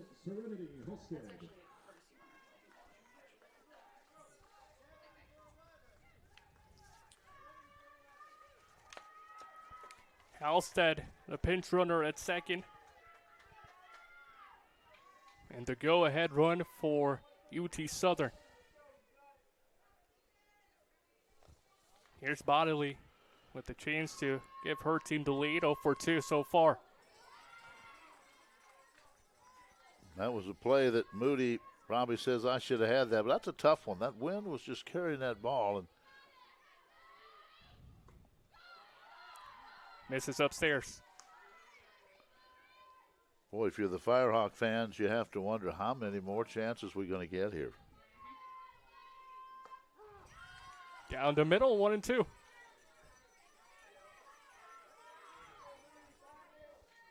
It has been a tough outing with runners on base for the Firehawks. Hit to the right side. Primrose charges and scoops it to first. 2 retired, but Halstead advances 60 feet. Number 23, Here's Gary Cook. She is 0 for 2, walked, and then struck out and fly to right.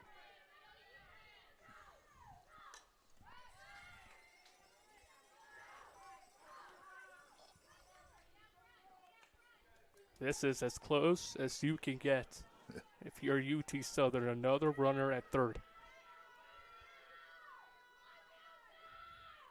Cook gives this one a ride into right field. Jackson measures it and settles under it. Another inning in which UT Southern has a runner in scoring position, but that's all they will get. We're still tied up at 1. We head to the bottom of the 7th.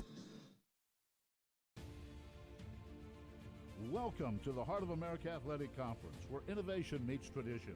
Here, growth is not just measured in victories, but in the development of character and sportsmanship. Our student athletes compete at a championship level, pushing their limits every day. The Heart is committed to an uncommon student athlete experience that features some of the premier athletic programs in the NAIA. Our commitment to excellence goes beyond athletics, establishing a community of support and mentorship. But what truly sets us apart is the heart with which we play. Join us and experience the passion, the drive, and the spirit of champions. That passion and commitment extends off the playing field and into graduation. The Heart of America Athletic Conference, champions in competition, leaders in life.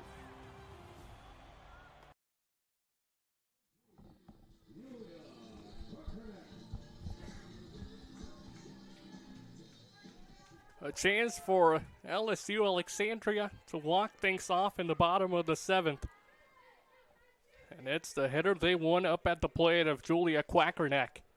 Yeah, Julia's 0 for 2 today, but she only had one more plate appearance where she had an out, and that was yesterday.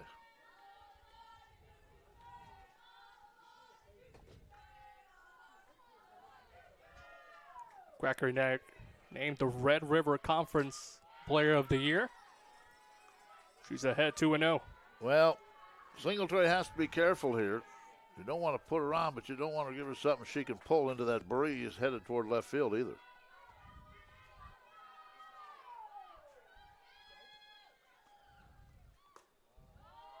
Misses just wide, and 3 balls, no strike as the count flourishes to Quackerneck.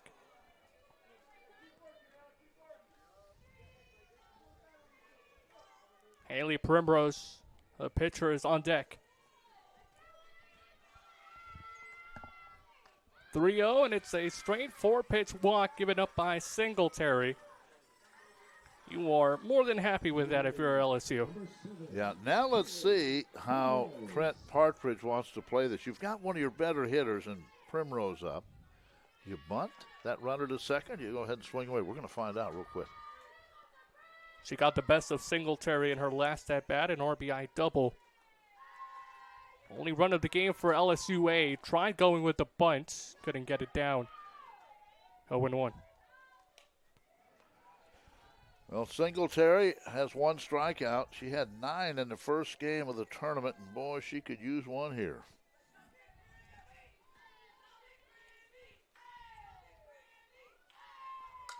Bunt successfully dropped. Almost, but gets called fouled at the last second by home plate umpire. And call her out. Looks like they'll say it hit her as she was getting out of the batter's box. Boy, I don't know about that. Whew. Coach Partridge doesn't know about that either, but they call her out. Well, for now, Primrose will stand at first and try and hold her ground. Not sure how much longer she'll be stepping foot over there. Well, Coach Partridge going, what in the world's going on? There's 3 or 4 of these decisions the last few days have gone against his team. Of course, we're almost blocked out where we are. There's a catcher, there's an umpire, and the runner heading to first. We couldn't really see everything there, but it looks like he's pointing out, asking for some help. If at the end of the tournament there was by any chance a coach evaluation of the umpires, I don't think the rating for Partridge will be too high. Well, let's see what they do here. Interesting, because if they don't call that, the throw was never made to first, I don't think, was it? So they picked the ball up and didn't throw it because the umpire said no play. So it'd be very interesting if they just rule it a foul ball, if indeed they reverse it. Let's see what happens here. This is a big decision in this game. There it is. He'll redo the at-bat because the call was made wrongly initially. Okay, so they have to take, I would think they would take that strike off too. Let's see. Now, coming out to ask about it is Murphy Davis. She's thinking, man, I'd like to have 1 out and 1 on instead of Primrose back in the batter's box. Well, she won't win that challenge. Primrose will step back up, and the count will head back to 0-1. And I think that's what, it is 0-1, and that's what Coach Partridge came out to ask. So that pitch never happened. It never happened.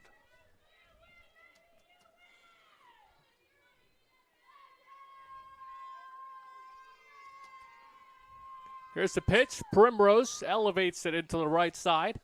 Right fielder of Davis charging, and she's got it for the first out. And that was a foul ball, but a big out there.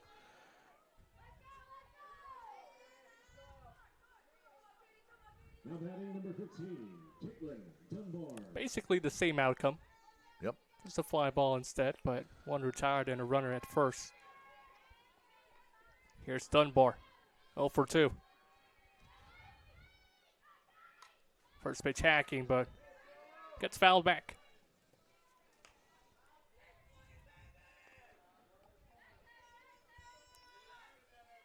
LSU only 3 hits this entire game, 3 for 19. They could use a huge one right here. Dunbar pops this one up. Cook, first baseman, has it, 2 retired. Well, they walked Quackernack, and then Primrose with the out. Now Dunbar with the out, and Singletary's 1 out away from sending this game to extra innings. It's only fitting with how the tournament has gone so far. Jackson came in as a pinch runner a couple innings back. She'll grab her first at bat of the afternoon. That looks like that's Howell back in there batting. Is that right, that Howell? Seems like it. Yeah, Howell back in batting. Jackson came in to run. Takes it outside, 2 balls, no strikes. Some of the CMU players walking behind the fence in right field, getting ready for their game.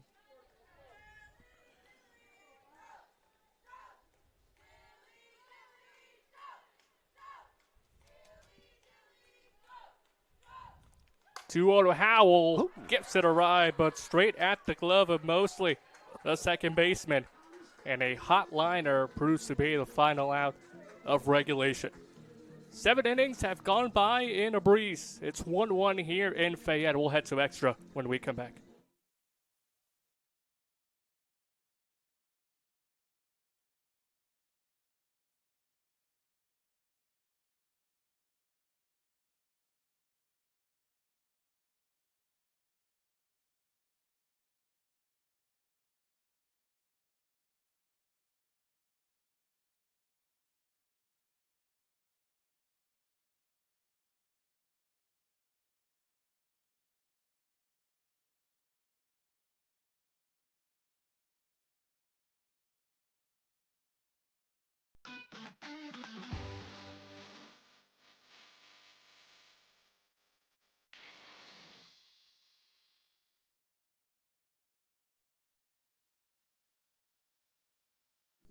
Hey, we're going to play extra innings again today.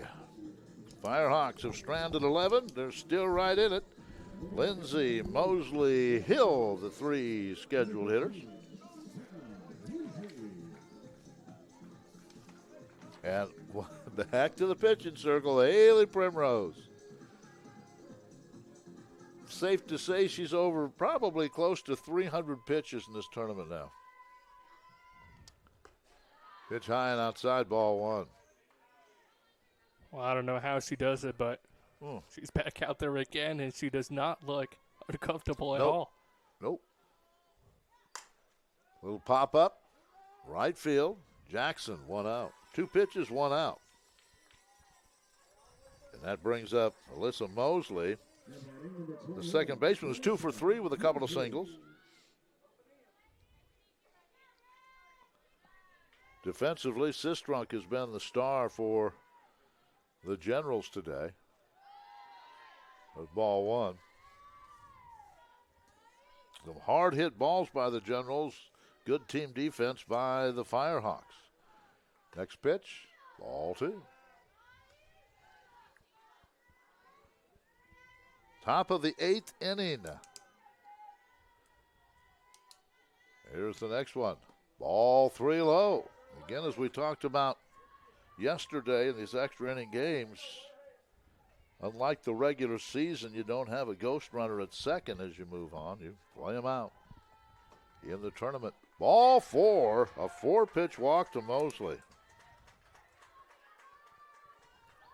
That's the 4th walk given up by Primrose, and that will bring Hannah Hill. Plate reached on an air, ground is short, and walked and stranded at second. Well, the bad news for Primrose is you gave up a walk. There's a runner on base, but the positive side is this UT Southern team 3-for-17 when they have players on board. And there's a 1-0 pitch. She's hard finding there's a strike at the knees. It's 1-1. Top of the order, McDaniel would be next, but Hill trying to move that runner over to second. Here's the 1-1 pitch. And that's into left field for a base hit. So first and second now with 1 out. Good at bat by Hill, and here's McDaniel. That's exactly what you want out of your number 9 hole hitter. Not trying to do too much, just place it perfectly on that left side. Give your top of the lineup a chance to do some more damage with runners on. Squaring to bunt. That's a good bunt in front of the plate. Here's the throw to first. Not in time. The base is loaded with 1 out. That's an infield hit for McDaniel. Base is loaded now with 1 out. McDaniel beat that one out. So base is loaded for Lauren Petty, who's 2 for 4. And maybe Primrose starting to run out of gas here. Well, they're all going to gather in the pitching circle, the entire team here, or everyone on the field. Runner at third, Mosley with a walk, a 1-out walk. Hill then with a base hit, and now an infield hit by McDaniel. Bases loaded with only 1 out. And you face Petty and Davis. And McCain. McCain is 4 for 4 if it gets that far.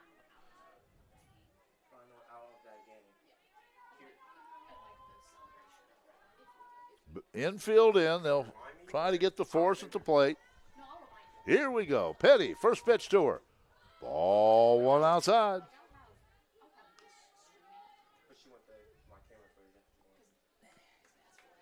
The outfielders come in a few steps as well for the slap hitter. Here's the next one. Ball 2 outside. No place to put her.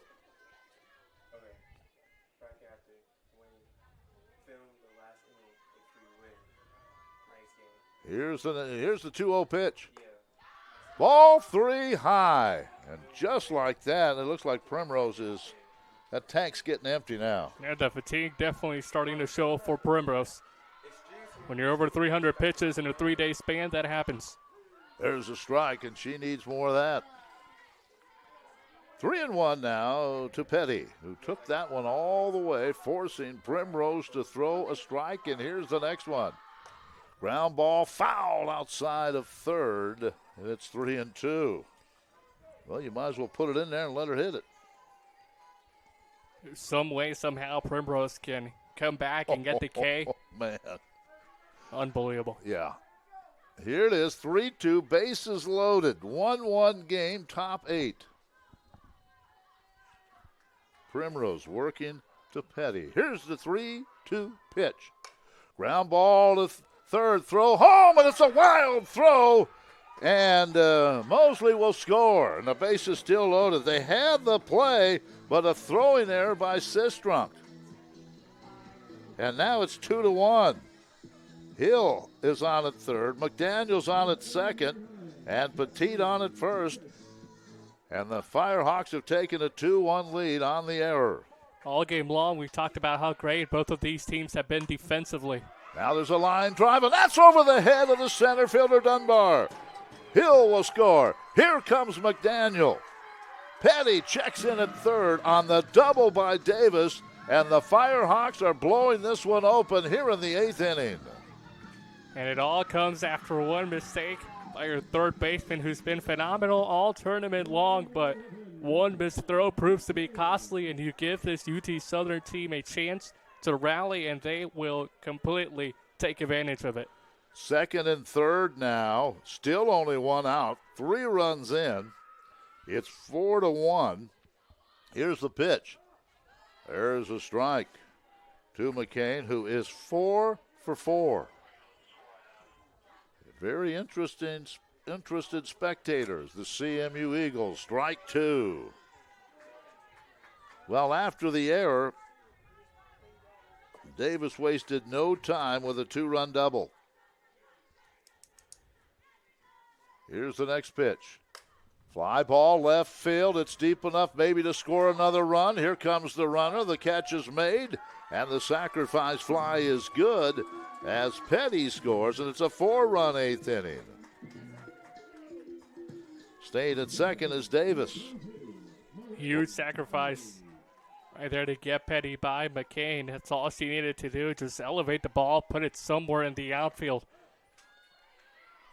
And then remember, Lindsay flied out to start this inning. And then the walk. And that started it all. And then a base hit, an error, double. And the Firehawks have exploded here against the number 1 seed, LSU Alexandria.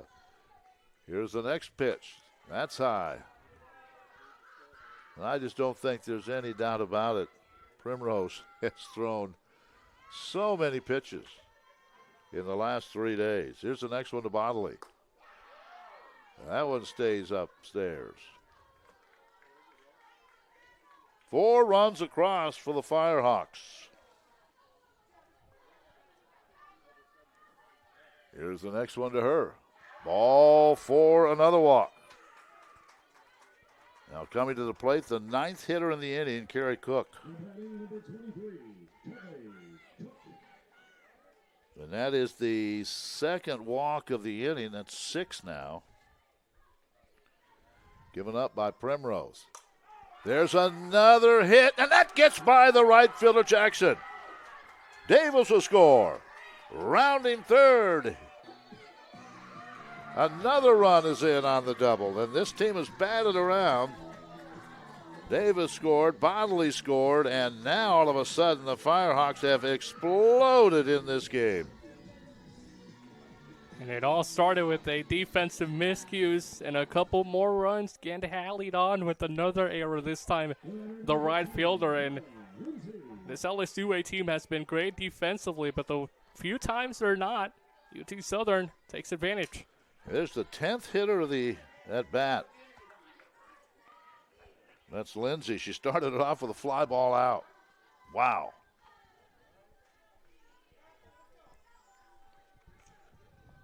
Next pitch, grounded foul outside of third. Well, all those base runners left on by the Firehawks, they have not done that in this inning. He figured at some point they would have to break free.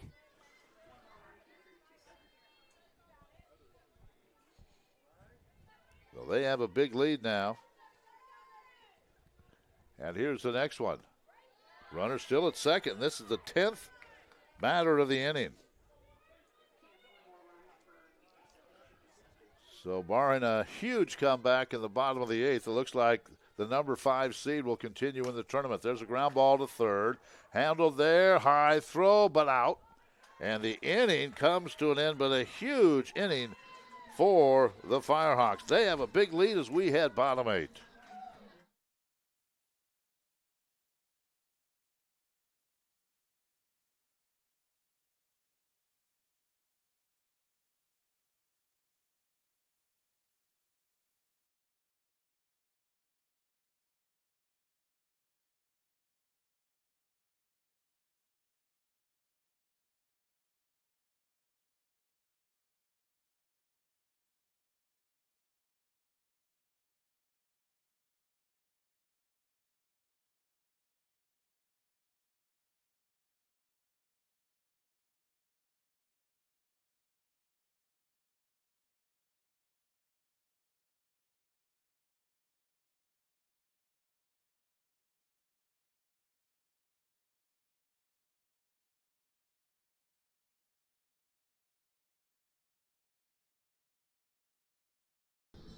For Tennessee Southern, they had 4 hits in the inning. It was an error, big error, and 1 left on. They stranded 12, but right now they say, who cares? A 6-run 8th, a 7-1 ball game. Bottom of the 8th coming up is Sistrunk, Swallow, and Fontenot.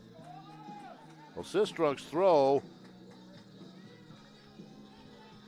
and an off-balance play trying to get it to home for the force out was the first run. And then the double, that really started things after that. So, Sistrunk, Swallow, and Fontenot. And the Firehawks are 3 outs away from the number 5 seed. Here's the pitch. It's a pinch hitter. Pinch hitter. Oh, we have a pinch hitter in there for the Generals. And here's the pitch. There's a swing and a miss. That's J.C. O'Connor out of Vinton, Louisiana. How about this Firehawk team that came in as the number 5 seed, and they're going to play CMU in the next game. A chance to stay alive. O'Connor grounds it foul outside of first.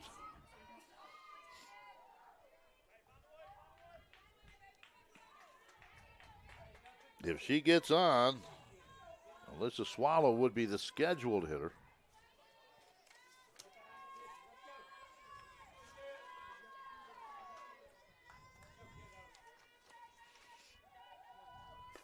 Connor waits. Now 1-2 on her. How about Ella Singletary looking for her 3rd win of this tournament? And I'm sure she'll be going against CMU in the next one. We'll find out shortly after this one's over. Here's the next one. Pitch just outside.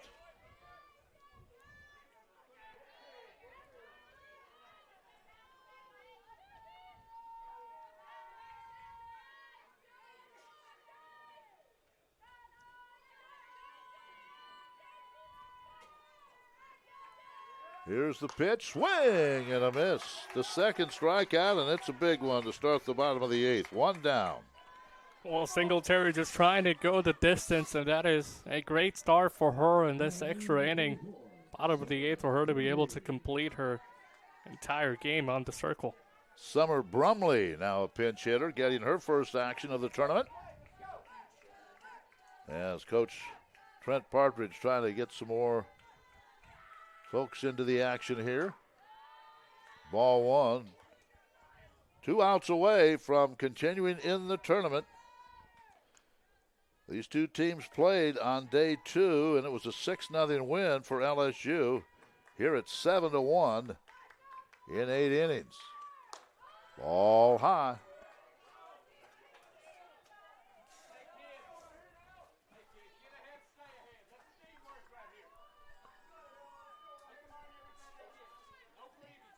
Good breeze blowing from right to left now. Swallow waits for the pitch. And it's a little outside. 2-1.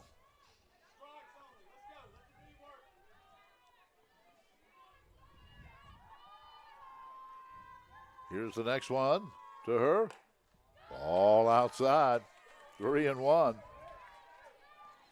Well, if she could reach, she'd have the top of the order coming up. I know that's a tall order, trailing by 6, but the Generals need base runners. 3-1 is the count here. That almost hit her, ball 4. So 4 walks now by Singletary. And there's a runner at first with 1 out. Top of the order, Ellie Fontenot. And we will have a pinch runner here. Well, Swallow's going to come in and run. So Swallow back in to run. So she's on at first. Fontenot is the hitter. 7-1. Firehawks with the lead.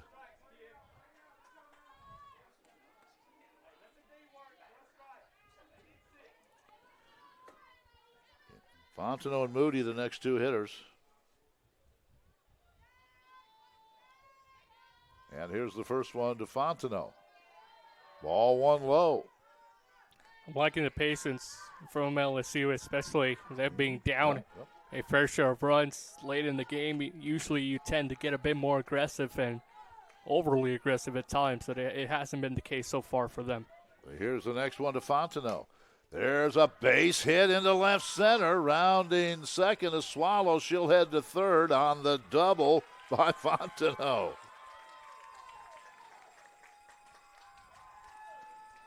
Here's Kylie Moody.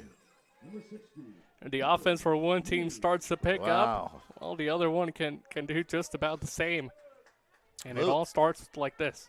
Moody is 2 for 3. It's 7-1. But you're getting into the part of the order. We'll see what happens here. This is a big at bat right here for Moody. Again, a base hit in the first, a base hit and a run scored in the fourth.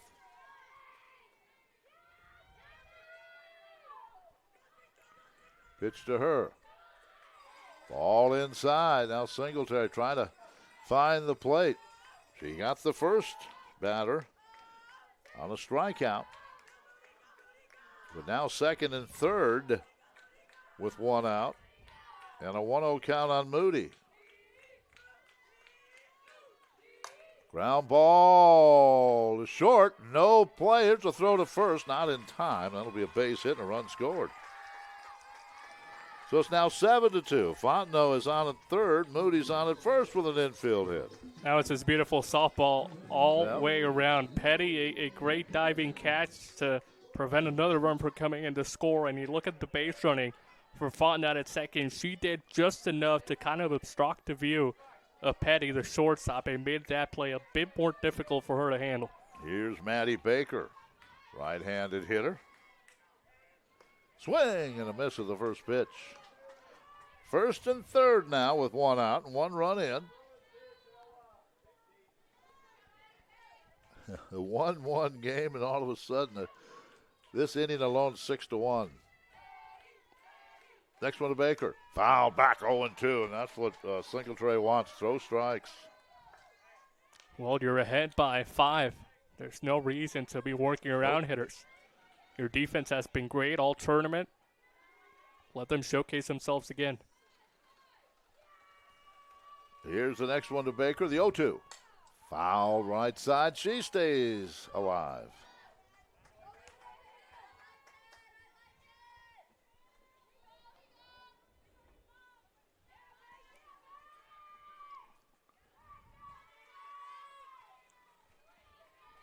One, 2 to Baker. Or 0-2 to Baker. Here's the pitch to her. Pop foul, and that will get out of play. So Singletary trying to get this second out. Baker trying to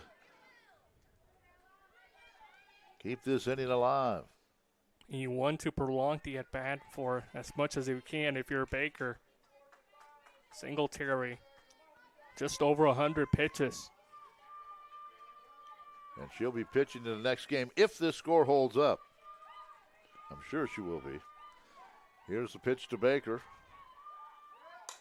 Fly ball, right field, hit pretty well. Catch is made, tagging and coming home with the run is Fontenot. But the most important thing there are 2 outs. That's exactly what you want if you're Singletary in the circle. Let your defense work. Let the hitters hit the ball wherever that is. As long as it doesn't leave the yard, you're happy with it. You got 1 more out. Here's Quackernack. She is 0 for 2 today. On at first is Moody. It is a 7-3 game now. Pitch inside, ball 1.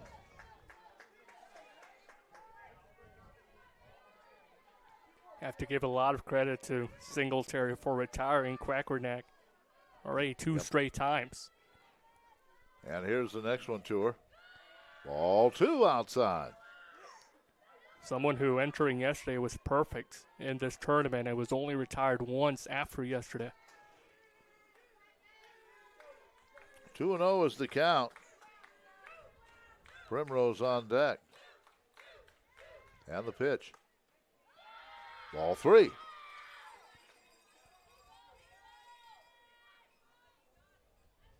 Well, if she gets on, you still will not be facing the tying run. But it's getting interesting. 2 runs are in. Runner on at first with 2 out. And a 3-0 count on Quackernack, and she walks again. Now 2 runners on. And that brings up Primrose.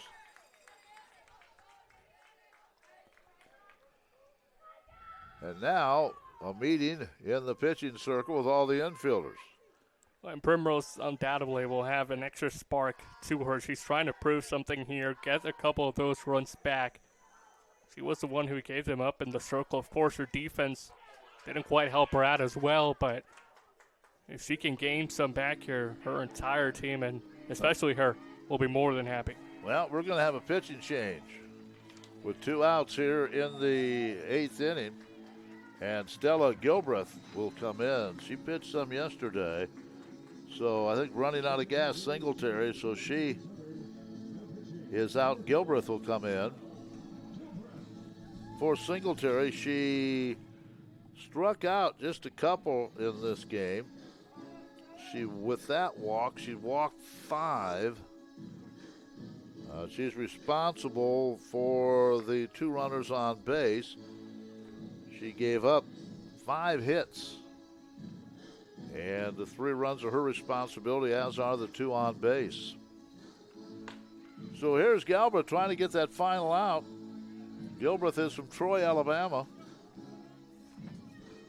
For a second, I kind of forgot that you're allowed to make pitching changes. We haven't seen that at all from either one of these teams until now. Seemed like entering this tournament, there was an unofficial rule of you can only use 1 pitcher the whole game.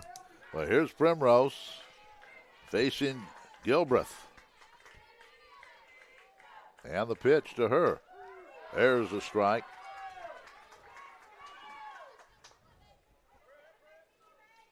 So 0-1 on Gilbreth. Or Primrose, rather, from Gilbreth. Runners at first and second. Moody and Quackernack. All inside, 1-1. It's so complicated to be the first one to face a brand new pitcher. You're used to 1 arm, 1 delivery, couple pitchers from the same speed, and now you have to adjust entirely to a brand new thrower. Here's the 1-1. Fly ball, right field. Davis there, game over. And the number 5 seed continues in the tournament. In the inning, 2 runs, a couple of hits, no errors and 2 left. So in 8 innings, the Firehawks of Tennessee Southern win this one by the score of 7-3. So we'll take about a half-hour break, and then it'll be CMU and the Firehawks. If CMU wins, it's on to Georgia for the final sight. If the Firehawks win, we'll play another one tomorrow. We'll find out as we roll along from Central Methodist University in Fayette, Missouri. We'll break away. We'll be back with game number 8 in about a half hour.